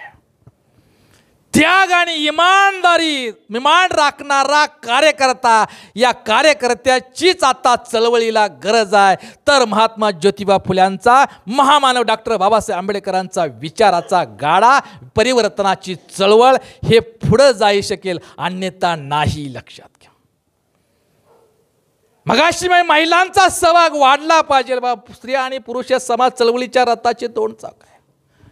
बुद्धांचा विचार ऐकायचा असेल बुद्धांचा विचारानं समाज तयार करत असेल तर महिलांचा सहभाग हिंदू धर्म व्यवस्थेचा तुम्हाला देवारा घरातून बाहेर काढायचा असेल तर महिलाला शिकवलं पाहिजे. आणि महिलाला शिकवत असताना तिला स्वतःच्या पायावर उभा राहण्यासाठी तर शिकवलं पाहिजे. तर सामाजिक परिवर्तनाचा एक प्रभावशाली भाग म्हणून तिला शिक्षण दिलं पाहिजे, हेच केलं पाहिजे. साधं उदाहरण सांगितलं व गुलटेकडीचं मी, आडाने बाया. महिलांना जर सांगितलं का नाही बदल होऊ शकतो. काल मी मानखुर्दला गेलतो संविधान दिनाच्या निमित्तानं. महिला पुरुषापेक्षा महिलांची गर्दी. सांगताना आडवं येतं, जरा अडचण लय अवघड आहे सांगताना. लग्न झालं, सासऱ्यानं बायको मला दिली मुलगी, घरी आलं तर मला सुद्धा 10 वर्ष लागलंय व बायकोला तयार करायला. तिकडून ना घरदार सोडून काय समाजाचं पडलंय, बाकीचं पगड आपलं आपलं. आता तिला कळायला लागलेलं आहे. म्हणजे 10 वर्ष मला लागली स्वतःला. आणि म्हणून त्या गुलटेकडीमध्ये 6 डिसेंबर एका कार्यक्रमाला गेलो मी. असा टेबल होता, असंच बसले होते, समोर कोणच नाही, ऐकायला एक बी नाही. ज्यांनी स्वयंजकच स्टेजवर बसला, पुढं कोण ऐकायचं, माईक माझ्या हातात, बोला. अरे मग रस्त्याला बोलू, कुठं बोलू म्हणलं, टेम्पोकडे बघून बोलू. आणि बोर्ड लावला होता, ते रामदास आठवलेंचा बोर्ड लावला होता, हार्दिक शुभेच्छा. संविधान मंदिर बांधलं. त्यांच्या संविधान मंदिर जगातला सगळ्यात खोडसाळपणा मूर्खपणा केला. आणि आपले नेते आठवले साहेब त्या संविधान त्यांच्या साक्षीनं मंदिरात बोलला. आता आम्हाला वाटायला त्या मंदिरात आता घंटा वाजत होता आठवले साहेबांच्या दीर्घ कविता. म्या म्हणलं त्या गुलटेकडीच्या स्वयंसेवकाला की माझा जो टेबल आहे ते राहू द्या, माईक त्या कॅनॉलच्या शेजारीच्या बायका स्वयंपाक करतात तिथे घेऊन चला चुलीसमोर माईक. अहो असं कसं का, तिथंच घेऊन जावा. अहो इकडं आहेत की समान नाही ना, त्या बायाची स्वयंपाक करतात ना चुली, कॅनॉलच्या कडला चुलीवर स्वयंपाक चालू होता, तिथं माईक नेऊन बोलायला लागलो. त्या बायांचं त्याचं पीठ वाळलेलं कालवण चालू आहे, तव्यावर भाकरी शेकती, उलटती करती. एक महाराजची बाय, बौद्ध न कळलेली, बुद्धांची बाय आणि एक मांगाची बाय इथं गुलटेकडीला. आणि त्या दोघीला समाज असा वैतागला होता, मागाचाही वैतागला होता आणि बौद्धाचाही वैतागला होता. रोज पाणी सुटलं का पाणी घरात हांडा भरलेला असेल, घागर भरलेला असताना सुद्धा ती जायच्या नळावर भांडी लावायच्या, एकमेकीला भांडणं द्या, शिवीगाळ करा, भांडणासाठी यायच्या नळावर. मांगाची बाई उठली, नळावर हांडा लावला का लगेच ही बौद्धाची बाई महाराजी बाई उठायची, हांडा फेकून द्यायची, सांडून द्यायची, नळावर यायची, सुरू द्याला. आणि शिव्या तर काय सांगा तुम्हाला, शिव्या माहीत नाही, ते मी लय फिरलोय गावात, खेड्यापाड्यातनं शिवी दिली, लावली. आंबुजाची, आंबूज भाषा नाही, आंबूज ही मांगाची भाषा.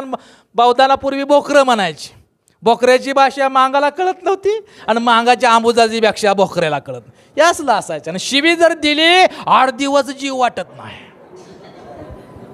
असल्या शिव्या काय कटाळे होते सगळे.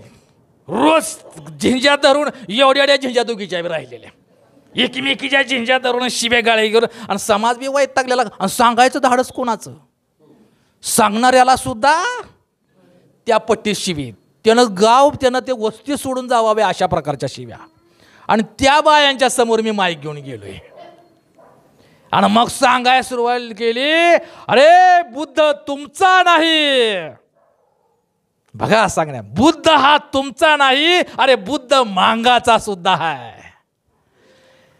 बुद्ध हा कश्यप मांगाचा होता, बुद्ध हा सर्वांचा आहे, बुद्ध तुमचा नाही, बुद्ध मांगाचा सुद्धा आहे. प्रकृती ही मांगाची मातंग समाजातील बौद्ध धम्माची श्रेष्ठ उपासिका होती, प्रकृती नावाची मातंग समाजाची स्त्री. हे सांगायला सुरुवात केलं. बुद्ध मांगाचा कसा, बुद्ध मांगा जरा थोडे पेटवायला, थोडं चालनाने पेरलं. अरे 56 साली तुम्ही घेतलाय, आमचाच बुद्ध घेतलाय, असं थोडं असतं माझं ते सांगायला करतात. काय करा आता, रणनीतीचा भाग म्हणून काय ते ऐकलं भाषण. आणि दुसऱ्या दिवशी त्या बाया हांड घेऊन गेल्या पाण्याच्या, हांड लागल्या, पण ती भांडत नाही बसल्या, शिवी बंद झाली. आणि त्या दोघीमध्ये चर्चा झाली. ती मांगाची स्त्री म्हणती, अगं बुद्ध तुझा नाही, बुद्ध माझा सुद्धा आहे, बुद्ध आमचा सुद्धा आहे. दोघी शिव्या देत होती. आज बुद्धावरती ती तुझा आणि माझा आणि दोघीचा सुद्धा बुद्ध आहे असा संवाद करायला लागली. आणि आज प्रत्येक रविवारी बौद्ध समाजाच्या महिलेच्या घरातून नव्हे तर मांगतंग समाजाच्या, कारण मांगाच्या स्त्रीनं तुझ्यापेक्षा तुझ्या घरात जी भगवान बुद्धांची मूर्ती आहे त्याच्यापेक्षा मोठी मूर्ती मी घरात आणून बुद्ध वंदना घेईल. त्या मांगाच्या स्त्रीनं बाजारातून भगवान बुद्धांची मोठी मूर्ती आणली आणि घरामध्ये ठेवून आज त्या मांगाच्या स्त्रीच्या घरातून बौद्ध समाजाच्या स्त्रीच्या घराबरोबरच शेजारी असणाऱ्या घराबरोबरच प्रत्येक रविवारी शब्द ऐकायला मिळतात. बुद्धं शरणं गच्छामि, धम्मं शरणं गच्छामि, संघं शरणं गच्छामि. बुद्ध हा वळण लावतो. बुद्ध हा माणसाच्या जीवनाला, माणसाच्या विकृतीला वळण लावतो. बुद्ध माणसं जोडण्यानं तत्त्वज्ञान आहे आणि हाच बुद्धांच्या तत्त्वज्ञानाचा विचार महात्मा फुल्यांच्या शैक्षणिक आणि सामाजिक कार्याच्या पाठीमागं होता. फुले हे शेतकरी हा समाजाचा कणा आहे. सामाजिक शेतकरी हा महात्मा ज्योतिबा फुल्यांच्या सामाजिक कार्याचा अत्यंत महत्त्वपूर्ण आणि प्रभावशाली घटक. अन्नदाता शेतकरी. आज सुद्धा बघा शेतकऱ्यांना उत्पादन खर्चापेक्षा जास्त नफा, कमीत कमी 21 ते 10% नफा हा शेतकऱ्याला मिळावा अशा प्रकारची मागणी महात्मा फुल्यांनी त्या काळात सरकारकडे केली होती. काय? उत्पन्न एवढा उत्पादन खर्चापेक्षा जास्त रक्कम, किमान 21% रक्कम शेतकऱ्याला मिळावी, बाजारभाव असा असावा अशा प्रकारचं महात्मा ज्योतिबा फुले हे खरे हाडाचे शेतकरी होते. शेतीला बियाणे फुकट मिळावे, पाणी टंचाईची व्यवस्था दूर करून सर्वांना सिंचनाच्या माध्यमातून नळाच्या द्वारे पाणी मिळावं, सहकारी तत्वावर इत्यादी समग्र म्हणजे व्यवस्था परिवर्तनाच्या समग्र अंगाने महात्मा ज्योतिबा फुल्यांचं कार्य आहे. फुलेवाद हा खरा राष्ट्रवाद आहे. लक्षात घ्या, फुलेवाद हा खरा राष्ट्रवाद आहे. आणि हे राष्ट्र निर्माण करायचं असेल तर शिक्षणाचं राष्ट्रीयकरण झालं पाहिजे. हा महात्मा ज्योतिबा फुल्यांनी 250 वर्षापूर्वी मांडलेला विचार आज शिक्षणाचं बाजारीकरण आणि खाजगीकरण झालेलं आहे. शिक्षणाचं राष्ट्रीयकरण होणं गरजेचं आहे. आणि दुसरं मी का प्रबुद्ध साठे मी मागच्या वेळेला सांगितलेलं आहे, सर्वांना म्हटलेलं आहे की बाबा 2006ला मी विष्णू साठे होतो आणि 2500 मातंगाला बरोबर घेऊन मी बौद्ध धम्माची दीक्षा घेतलेली आहे. आणि दीक्षा घेताना विष्णू साठे दीक्षा घेतोय. मी ब्रह्मा विष्णू महेश यांना देव मानणार नाही, त्यांची उपासना करणार नाही आणि मीच विष्णू साठे होतो. क्षणात निर्णय घेतला आहे. बऱ्याच लोकांना मी सातत्यानं बोललेलो आहे, माझ्या नावात सुद्धा हिंदू धर्म व्यवस्थेची, ब्राह्मणी धर्म व्यवस्थेची घाण नको म्हणून विष्णू म्हणजे धम्म दीक्षेबरोबरच नामांतर सुद्धा केलं आणि विष्णू साठेचा प्रबुद्ध साठे बनून आणि संपूर्ण महाराष्ट्रामध्ये चालू करतात. अभिमान मला वाटतोय आज महाराष्ट्र, मध्य प्रदेश, कर्नाटक आणि तेलंगणा राज्यामध्ये माझं काम सुरू आहे. 28 नोव्हेंबर आचारसंहिता संपल्याबरोबर तेलंगणा राज्यामध्ये 200 माली आणि मादगी बांधवांना आचारसंहिता संपल्यानंतर 200 मादगी आणि माला बांधवांना मी बौद्ध धम्माची दीक्षा देतोय. आणि मी म्हटलं मगाशी की एक आहे, बुद्ध आणि धम्म घेतल्याशिवाय आता व्यवस्था परिवर्तन नाही. बुद्धांना घ्यावं लागेल. बुद्ध घेऊन फुल्यांची मांडणी करावं लागेल, करतच नाही आपण. बुद्ध घेऊन अण्णाभाऊंची मांडणी करावं लागेल, करत नाही. बुद्ध घेऊन छत्रपती शिवाजी महाराजांची मांडणी करावं लागेल. बुद्ध आणि धम्म घेऊनच आंबेडकरवादी राजकारणाची तुम्हाला मांडणी करावं लागेल. बुद्ध वगळून आंबेडकरवाद असू शकत नाही, बुद्ध वगळून फुलेवाद असू शकत नाही, बुद्ध वगळून छत्रपती शिवाजी महाराजांचं भूमिका आणि कर्तव्य असू शकत नाही. लक्षात घ्या. म्हणून बुद्ध आणि धम्म घेऊनच आंबेडकरवादी राजकारणाची मांडणी करावं लागेल. स्वाभिमानी या देशाचं संविधान आणि लोकशाही धोक्यात आहे. आपण आता कृतीशील उतरूया. माझ्या चांगल्या भाषणानं कार्यक्रम चांगला झाला. पुढं काय? उद्या काय? उद्यापासून मी म्हटलं की बाबा, मागाशी म्हटलं दळवी सरांनी की मी आज 30 वर्षाचं झालं आणि मी अजून ठाम आहे. 1995 साली पंढरपूरच्या रेल्वे मैदानावर त्यावेळेची बाळासाहेब ठाकरे यांच्या शिवसेनेची सभा होती. मनोहर जोशी मुख्यमंत्री होते. मनोहर जोशी बरोबर त्यावेळी सत्ता नंतर आली आणि उत्तर सोलापूर त्यावेळी मला भाकरीची गरज होती. रामदास आठवले यांच्या प्रचार कार्यालयातून बिर्याणीचा वास येत होता आणि त्यावेळेला मला भाकरी हे का सांगतो मी तुमच्या समोर मला सांगण्याचा नैतिक अधिकार का? त्याग असला पाहिजे.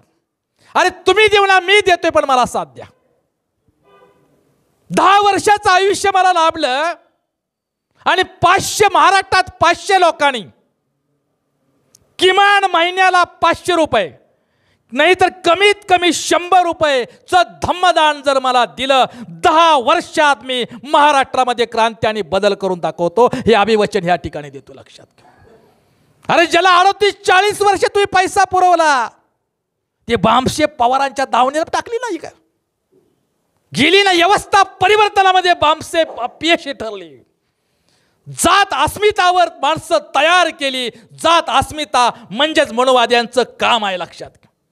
95 साली मला भाकरीची गरज होती. कुणी तर मला वडापाव, त्या ठिकाणी शाहू कॉर्नर आहे, कुणी तर मला वडापाव एखादा चहा सगळे पाजत होते, कुणी तर वडापाव सांगील या आशेनं असताना त्या काळामध्ये खुद्द बाळासाहेब ठाकरे यांनी उत्तर सोलापूरचं राखीव जागेचं आमदारकीचं तिकीट आणि 1.5 लाख रुपये टाकले होते. ज्याला कोण तर वडापाव सांगेल अशी वाट बघत होतो, ज्याला भाकरीची गरज अशी वाट बघत होतो, त्याच्या समोर 1.5 लाख आणि आमदारकीचं तिकीट काय झालं असेल? अरे दलित नेते मोठमोठे विचारवंत उद्या कालच्या निवडणूक पळाले, जिथं फायदा तिकडं पळाले. मी ते आमदार म्हणलं, जगातील सारं जग विकून जेवढा पैसा येईल तेवढ्या पैशानं बाबासाहेब आंबेडकरांच्या पायाखालची धूळ सुद्धा विकत मिळणार नाही. ही भाषा वापरून आमदारकीचं तिकीट 95 साली बाळासाहेब ठाकरेच्या तोंडावर फेकलेला माणूस आहे मी. म्हणून मी सांगतोय, लक्षात घ्या. म्हणून सांगतोय, एकतर तुम्ही करा, नेतृत्व माझं करा, नाहीतर नेतृत्व स्वीकारा. ह्या मुद्द्यावर आलोय मी आता. तुम्ही माझा नेता व्हायचा आहे, पण आंबेडकर चळवळीचा स्वाभिमान जिवंत राहण्यासाठी माझं नेतृत्व करायचं आहे. भिकार चोटचं राजकारण नाही करायचं. प्रस्थापिताला दावणीला तुम्ही जायचं ना मला बी चल म्हणायचं, अशांच्या महागात अशांच्या कमरेत लाता घालण्याचं काम आता करणार आहे, लक्षात. अशांच्या कमरेत लाता घालण्याचं काम करणार. म्हणून स्वाभिमानाचं तुम्ही येत होता. आणि म्हणून मी 10 वर्षाचं आयुष्य लाभलं मला, तर महाराष्ट्र बौद्धमय केल्याशिवाय राहणार नाही. मी 25 मराठ्यांना सुद्धा दीक्षा देतोय. मातंगा म्हणून बौद्ध भिक्खू आहेत, भंते रट्टपाल, भंते बुद्धशील मराठा समाजातून बौद्ध भिक्खू आहेत, भंते शिलानंद नांदेडचे. बौद्ध धम्माकड मोठ्या आशावादानं नाशावादी नजरेनं बहुजन समाज पाहतोय. ताकद द्या, नाहीतर ताकद घ्या. तुम्ही काम करा, मी तुमच्या मागे उभा राहतो. मी काम करतोच आहे, माझ्या मागे उभा राहावा. काय तर केल्याशिवाय, कृतीत उतरल्याशिवाय औपचारिक म्हणून आता कार्यक्रम घेण्यात काही अर्थ नाही. महापुरुषांच्या बद्दल कृतज्ञता व्यक्त करण्याकरता कार्यक्रम ठीक आहे, पण त्यांच्या विचारानं समाज बदलण्यासाठी काम करावं लागेल. त्यांच्या विचारानं समाज बदलण्यासाठी काम करावं लागेल. आणि आज आपल्यावर लय मोठी जबाबदारी आहे. आंबेडकर वादावर, आंबेडकरी समाजावर, बौद्ध समाजावर या देशाचं संविधान आणि या देशाच्या लोकशाहीचं रक्षण करण्याची जबाबदारी आहे. बहुजन समाजाला तुमच्या मार्गदर्शनाची गरज आहे. अरे माळ्यांना फुले नाही कळलं आणखी. बौद्धामुळं महात्मा ज्योतिबा फुल्यांचं कार्य अजरामर राहिलंय. फुल्यांचा फोटो बौद्ध समाजाच्या घरात आहे, पण बाबासाहेब आंबेडकरांचा फोटो हा ओबीसीच्या माळ्याच्या घरात, महागाच्या घरात किती आहे, संशोधनाचा विचार आहे. छत्रपती शिवाजी महाराज अण्णाभाऊ साठे यांची जयंती बुद्ध विहारात होती, पण बाबासाहेब बुद्ध जयंती ही किती मांगवाड्यात होती, माळी समाज होती, ओबीसीमध्ये मराठा समाज होती, मुस्लिम समाज. हा संशोधनाचा विचार. बुद्ध जयंती जेव्हा मराठा समाजामध्ये साजरी होईल, बाबासाहेब आंबेडकर जयंती जेव्हा मातंग आणि ओबीसी समाजामध्ये साजरी होईल, व्यवस्था परिवर्तनाचं चक्र आहे. मुळा असा सहित गतिमान करण्यासाठी तर जाती अंताचा विचार महात्मा ज्योतिबा फुल्यांनी मांडला गेला. सर्व समाजाप्रती हे समानता आणि प्रतिष्ठा आणि बंधुभाव असावा, अशा प्रकारचं विचार फुले. आणि म्हणून तर फुले म्हणतात ख्रिस्त मोहम्मद मांग ब्राह्मणाशी धरावे पोट आहे. ब्राह्मणाला सुद्धा महात्मा फुले फार मोठे महात्मा, त्यांच्यासारखा महात्मा म्हणजे शत्रूवर सुद्धा बुद्धांच्या भावनेनं प्रेम करणारे फुले होते. आणि म्हणून आपण आज महिलांचा आणि चळवळीचा सहभाग, महिलांचा चळवळीचा वाढला पाहिजे. याच्यासाठी मी उदाहरण विश्वासाचं नातं. भगवान बुद्ध म्हणतात विश्वास हा सगळ्यात मोठा नातेवाईक आहे. काय? विश्वास हा सगळ्यात मोठा नातेवाईक आहे. महात्मा ज्योतिबा फुले आणि सावित्रीबाई फुले यांच्यामध्ये विश्वासाचं नातं होतं. लक्षात घ्या, विश्वासाचं नातं होतं. म्हणून सामाजिक परिवर्तनाची चळवळ हे दोघांनी मिळून सुरू केली. ह्याच्यासाठी मी उदाहरण मी नेहमी सांगतो, उदाहरण सांगतो. एका तरुणांचं लग्न झालेलं असतं, महिना झाला, 15 दिवस झालो, म्हणजे तरुणाच्या चेहऱ्यावर हसूच नव्हतं, हसतच नव्हता गडी. सारखा नारा, सारखा चेहरा पडलेला, सारखा गडी हसत, आणि सारखा गावाच्या एका पाराखाली जेवढं तो सारखा बोलायचा, चेहरा पडलेला, निराशणारा. त्याचा एक मित्र जवळ आला आणि त्याचं तोंड पाहून म्हणाला, अरे तुझं तोंड बघून मी लग्न करावं का नका असं मला वाटायला लागले. म्हणला हसना जरा, गोरीपान बायको मिळाली, सुंदर बायको मिळाली, जरा हास, जरा महिना तर झाले, जरा हास दा, चांगला सुखाचा संसार कर. ते तरुण म्हणाला काय करू, महिना झालं पण बायकोचं माझं काय पटतच नाही. म्हणला काय ल्याय नेसायला साडीला काही कमी नाही, दागदागिन्याला काही कमी नाही, सोनं नाणं कमी नाही, कधी मांसाहारी शिवी नाही, शिवी सुद्धा प्रकार आहे मटणातच नाही, तर शाकाहारी आहारातच शाकाहारी मांसाहारी नाही, शिवीत बी मांसाहारी शाकाहारी आहे. लक्षात घ्या. का ग शाकाहारी, तुझ्या मांसाहारी झाला, कधी मांसाहारी शिवी नाही, कधी शाकाहारी शिवी नाही, गजरा न चुकता आणतोय तरी सुद्धा बायकोतून माझं पटतच नाही. मला मित्र म्हणाला असं क, अरे एवढं केलंय पण तुझ्या बायकोच्या हातच्या जेवणाचं, स्वयंपाकाचं, भाजीचं कधी कौतुक केलंय का? अरे एवढं राहिलंय गडे. म्हणला साधी गोष्ट एवढं करायचं काम राहिलंय. म्हणला आणि मग आज जा. आणि मित्राचा ऐकला आणि घरी गेला. त्याने विचार केला का आज एवढं साधी गोष्ट, आज बायकोनं कसाही स्वयंपाक करू द्या, भाजी कशी बी करू द्या, खराट करू द्या, आंबाट करू द्या, तिखट करू द्या, आणि फळाक पाणी का वाढना, पण कौतुक करायचं.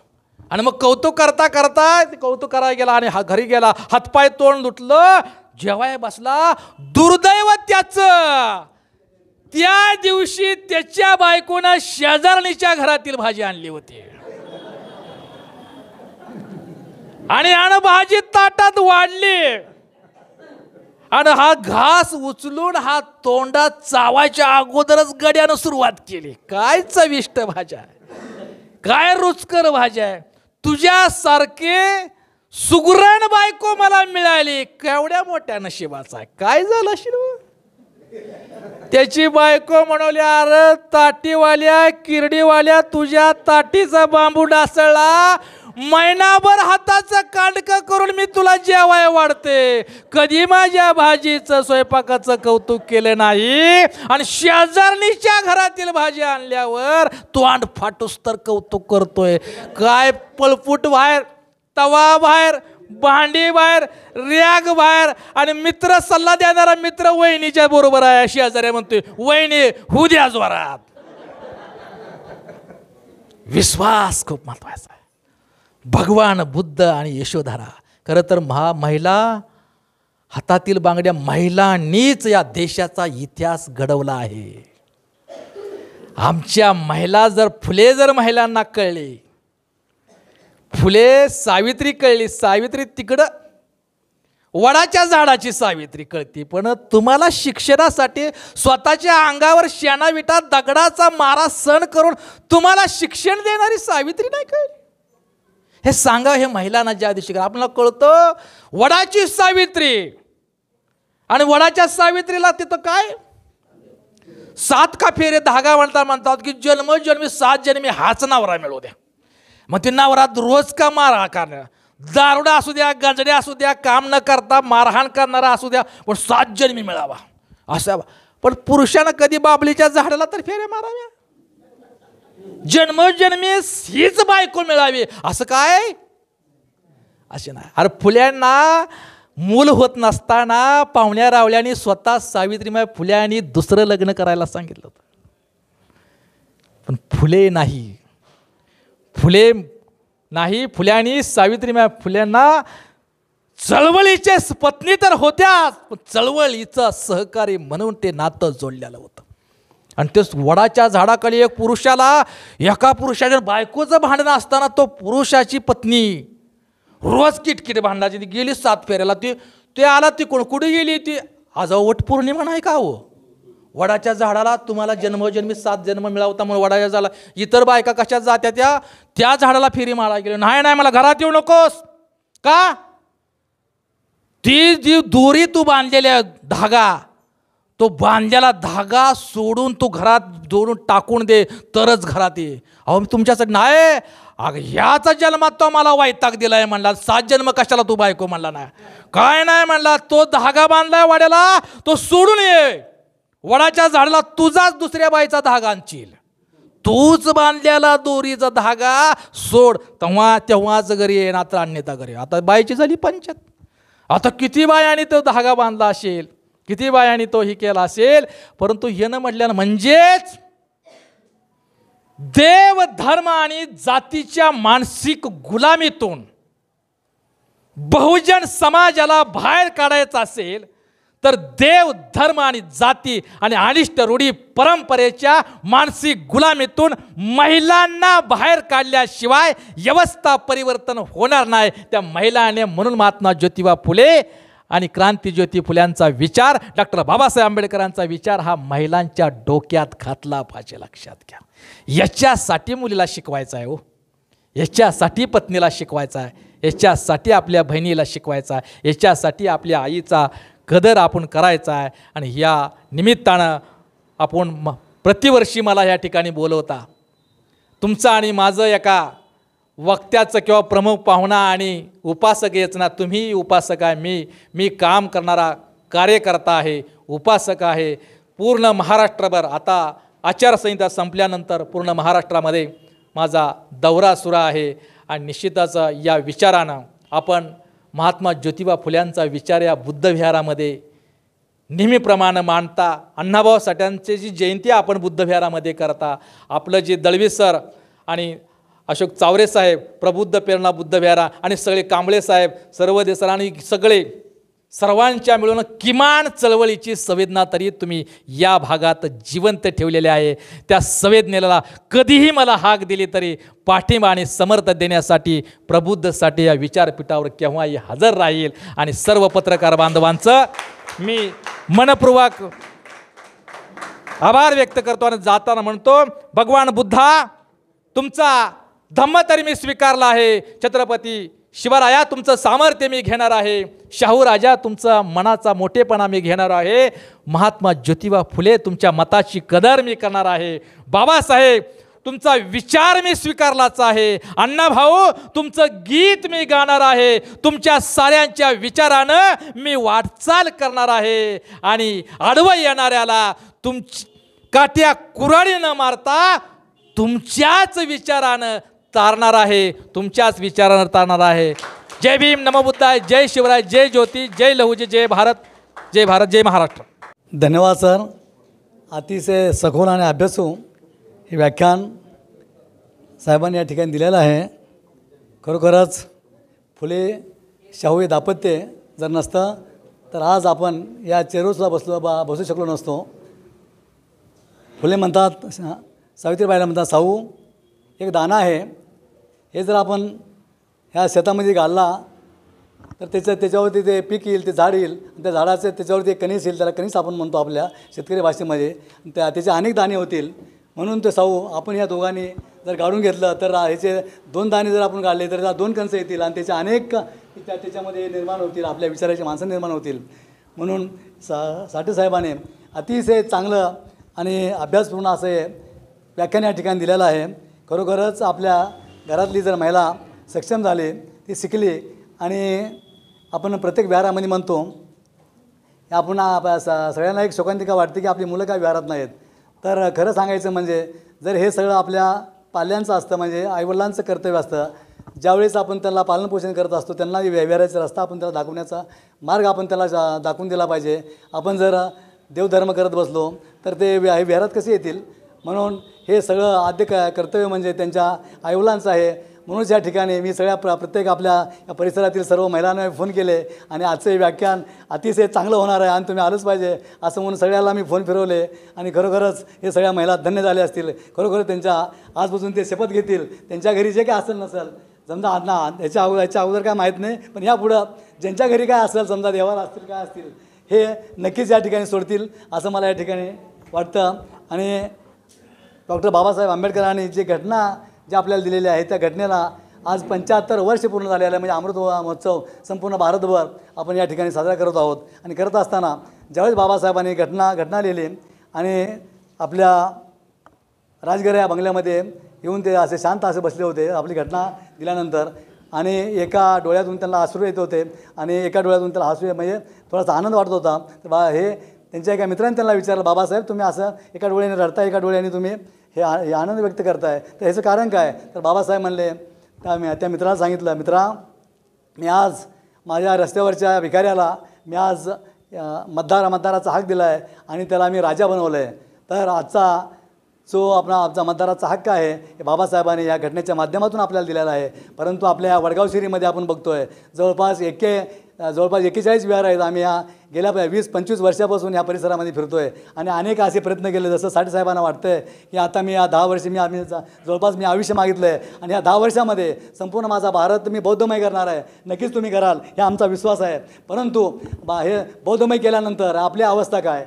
जर आपल्याला तुम्हाला संविधान वाचवायचं असेल तर कुणा रामदास आठवले वाचवू शकतील का? कुठला राष्ट्रवादीचा नेता वाचवू शकेल किंवा काँग्रेसचा नेता वाचवू शकेल किंवा शिवसेनेचा कुठला नेता वाचवू शकेल?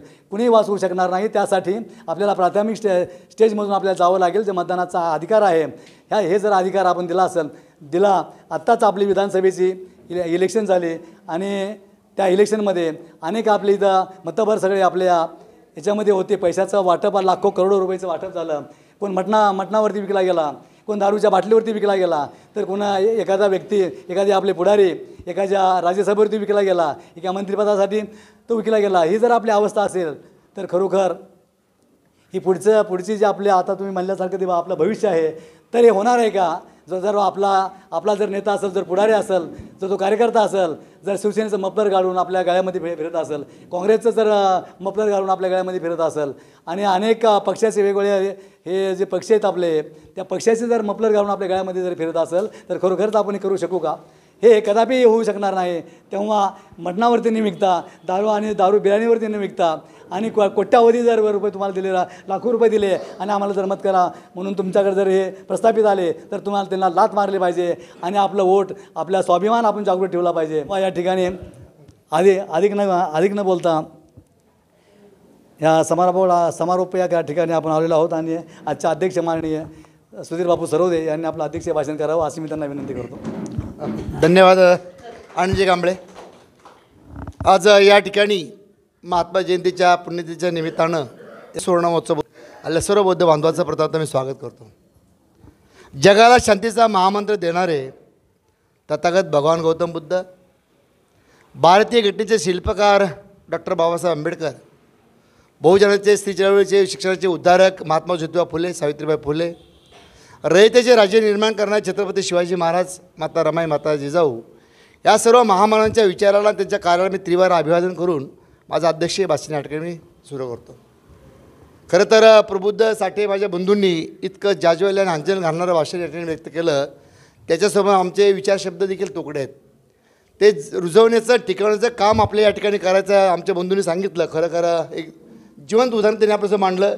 ते पचायला जर ऐकायला अवघड होत असेल परंतु ती रास्त परिस्थिती कुठेतरी सुरुवात केली तर ते कुठेतरी त्या शेवट होणार आहे. आपण सुरुवात काय एक पाऊल जर टाकलं तर ते आपल्याला चळवळीचं काम, एक जबाबदारीचं काम. आता साठेसाहेब इतका त्याग आहे की प्रोफेसरची नोकरी सोडून 30 वर्ष कुठल्या प्रपंचाची जबाबदारी कोण घरी आहे ना याचे सोडून समाजक्रांतीमध्ये वाहून घेतात. आणि त्यांचा परिचय दळवी सरांकडून ऐकला, त्यांच्या वाणीतून ऐकलं. साठेसाहेब तुमच्या कार्याबद्दल मला एक गोष्ट आठवली, ते मी नेहमी एक कुठे सांगतो. निश्चितपणे एक खास मी साठेसाहेबांकरता सांगतो. बंधूंनो, एक जगप्रसिद्ध एक कलावंत असतो. आणि त्यांनी अनेक तो चित्रकार असतो त्यांनी ठरवलं असतं जे चित्र मी माझ्या आयुष्यामध्ये काढलेले आहेत. जगातलं मला असं चित्र काढायचं आहे, जगात सुंदर का असेल ते चित्र काढायचं. जसं प्रबुद्ध साठे की माझा आयुष्याचा ध्यास काय आहे तर प्रबुद्ध भारत करन, प्रबुद्ध समाज निर्माण करल, ह्या उद्देशाने जसं साठेसाहेब या जिद्दीने कलावंत म्हणून ते समाज सुधारण्याचं काम करतात, तसं तो चित्रकार जगातला प्रसिद्ध नामवंत कलावंत तो म्हणतो की मी आयुष्यामध्ये अनेक प्रकारचे चित्र काढले, माझ्या आयुष्यात शेवटचं असं चित्र काढायचे जगात सुंदर काय, जगात सुंदर का हा मनामध्ये विचार करतो आणि जग सुंदर चित्र काढायचं आणि माझी कला बंद करायची. मित्रांनो, बंधूंनो, तो बराच विचार करतो जगात सुंदर काय, जगात सुंदर काय, बराच विचार करतो, त्याला समजत नाही काय सुंदर आहे. तो म्हणतो ठीक आहे आपण समाजामध्ये जाऊया आपण आणि समाजाला विचारू आपण की जगात सुंदर काय आहे. असं आम्ही साठेसारखे एक प्रबुद्ध साठेसारखे एक प्राध्यापक समाज प्रबुद्ध काय प्रबुद्ध समाज करण्याचं ध्येय घेऊन पुढतो आहे, तसं तो कलावंत जगात सुंदर काय हा विचार घेऊन समाजामध्ये येतो आणि विचारतो. समाजा रस्त्याने विचार जगात सुंदर काय, जगात सुंदर काय डोक्यामध्ये विचार करतो. सुरुवातीला नुकतंच एक लग्न झालं जोडपं त्या कलावंताला भेटतं, त्या कलावंत त्या जोडप्याकडे जातो. नमस्कार, मी एक जगप्रसिद्ध कलावंत आहे, माझ्या आयुष्यात एक शेवटची अशी इच्छा आहे जगात सुंदर काय ते मला सांगा, ते चित्र काढायची, माझी कला बंद करायची, माझं ध्येय माझं पूर्ण करायचं आहे. दोघं नवरा एकमेकडे बघतात, बोलतात जगात सुंदर काय मला काय सांगावं. पण हा कलावंत आहे, ही जी काहीतरी समाजासाठी देण्याची धडपड आहे, काय तर सांगितलं पाहिजे. दोघं नवराबायकोच्या मनामध्ये तो विचार येतो, दोघं नवराबायको एकमेकडे बघतात, तर जगात सुंदर काय तर प्रेम आहे म्हणतात. अरे म्हणतो बरोबर आहे, हे प्रेम जे एका माणसाने एकमेकावर जर प्रेम केलं नाही ते जग चालेल का. चित्रकाराच्या मनामध्ये ती कल्पना सुचते, दोघं नवराबायको ते निघून जातात, जगात सुंदर प्रेम आहे, जगात सुंदर प्रेम असं तो पुढे चालू लागतो. चालता पुढे गेल्यानंतर एक पिंपळाचं झाड असतं, त्या झाडाचं त्या ओट्यावरती साधू ध्यानस्थ बसलेला असतो. ध्यान करते, ध्यानस्थ तो साधू महाराजांना जाऊन विचारू आपण जगात सुंदर काय. जातो साधू महाराज, नमस्कार, मी एक जगप्रसिद्ध कलावंत आहे, माझ्या अशी शेवटची अशी इच्छा आहे जगात सुंदर काय ते चित्र काढायचं आहे, प्लीज माझी विनंती तुम्ही सांगा. साधूपर्यंत क्रोधित होतो, अरे माझी ह्या काय एक हा कलावंत आला, माझी तपश्चर्या भंग केली. पण दुसरा विवेक त्याच्या मनामध्ये जागृत होतो, हा एक कलावंत आहे, काही तर समाजाला दिशा द्यायची, काही तर सांगितलं पाहिजे. तो साधू म्हणतो जगात सुंदर काय तुमचा विश्वास आहे म्हणतो. त्याला बरोबर आहे म्हणतो, जर विश्वास जर आपण प्रत्येकाने जर ठेवला नाही तर हे जग चालेल का. आता सरांनी सांगितलं विश्वासाचं उदाहरण त्याच्या वाष्टातून दिलं, म्हणून मला खरं सर तुमच्या प्रेरणेतून मला तुमच्या कार्यावरती निश्चित अशी जे घटना आहे सांगावं लागेल मला. साधू त्याच्या मार्गाला लागला, तो चित्रकार कलावंत त्याच्या मनामध्ये विचार करू लागला जगात सुंदर विश्वास आहे. अगदी बरोबर आहे म्हणतो, चित्र काढायचं कसं, विश्वास तर इथं जग चालत नाही. आज इथं आपण प्रत्येक जर आपण मी कामाला जातो 30 बारी त्या महिन्यासमोर माझा पगार देईल, माझी बायको घरी आली तर माझं काम करेल, प्रत्येक जगातली गोष्टी एकमेकांवर विश्वासावर चालते. तो सौदाच्या कामाला लागला, चित्रकार डोक्यामध्ये विचार चालू जगात सुंदर काय ते विश्वास आहे, चित्र काढायचं कसं. पुढे चालता एका ठिकाणी बंदूक तर शिपाई त्याचं कर्तव्य म्हणतो पहारा का, तर शिपायाकडे तो चित्रकार गेला, नमस्कार धन्यवाद, मी एक जगप्रसिद्ध कलावंत आहे, माझ्या आयुष्यात त्याचं एक शेवटची इच्छा आहे जगात सुंदर काय ते सांगा आणि तेव्हा चित्र काढायचे. तो शिपाई तो बंदूक आकाशाकडे करतो, तो जगात सुंदर काय म्हणतो, शांतता आहे म्हणतो. आणि म्हणजे एकदम खरं आहे, शांतता नसेल आपल्याला जाता येईल का, कुठं आपले व्यवहार दैनंदिन रोजीरोटी करता येईल का. तो म्हणतो हे चित्र काढायचं कसं. हा विचार साधू हा सकाळी सूर्यास्त निघाला कलावंत जगात सुद्धा विचार करत चालत थकलेला असतो, सूर्य मावळतीला आलेला आहे आणि सायंकाळी घरी येतो. घरी आल्यानंतर बायकून दार उघडता आलात, प्रेमाने विचारते त्याला, या बसा, थकला, चहा देऊ, पाणी देऊ. बायकोमध्ये प्रेम दिसतं. थोडासा पुढे होतं, 6 महिने त्याचं बाळ असतं, त्या बाळाला असून कुशीमध्ये घेतो आणि म्हणतो की ह्या बाळाला काय माहिती मी याचा बाप आहे. त्या छोट्याशा बाळाने विश्वास टाकला आणि बाळाला कुशीमध्ये घेऊन तो बेडरूममध्ये जातो, घरामध्ये जातो, निरव शांतता असते, एका मिनिटात पडल्या झोप लागते. त्याला चित्रकला मग जाणीव होते जगात सुंदर काय असतं, प्रेम आहे, विश्वास आहे आणि शांतता आहे. हे जर आपण तुम्ही जीवनामध्ये कमवलं निश्चितपणे शांततेचं प्रबुद्ध साहेब मला खूप तेव्हा मी सॅल्यूट करतो. तुम्ही हे जे गोष्टी घेऊन समाजापुढे चाललात, मी समाजाचा विश्वास संपादन केला आहे, तुम्ही एक लोकांची प्रेमाची भावना निर्माण केली आणि शांततेचा बुद्धाचा धम्म तुम्ही ज्या समाज परिवर्तनाकडे घेऊन जाणार, निश्चितपणे जगात सुंदर आणि पवित्र कार्य तुमच्या हातून घडतं. आम्हाला संपूर्ण बहुजन समाजाला तुमच्या घरात त्रिवाद सलाम करतो, आम्हाला अभिमान आहे. तुमचं असं उत्तम कार्य घडो, सर्वांनी जोरदार टाळ्या देऊन या त्याच्या कार्याला आपण एक सलाम देऊ, त्यांना एक पूजा, त्यांना एक चालना देऊ, आधार देऊ. निश्चितपणे आम्हा सर्वांचा आजच्या जयंतीचं एक फलित होईल. या महात्मा फुलेच्या जयंतीच्या निमित्तानं स्मृती दिनाच्या निमित्तानं साठेसाहेब अधिक ऊर्जा तुम्हाला निर्माण होईल, ती ऊर्जा आमच्यापर्यंत द्यावी, आम्ही ते प्रत्येकाकडे देऊ.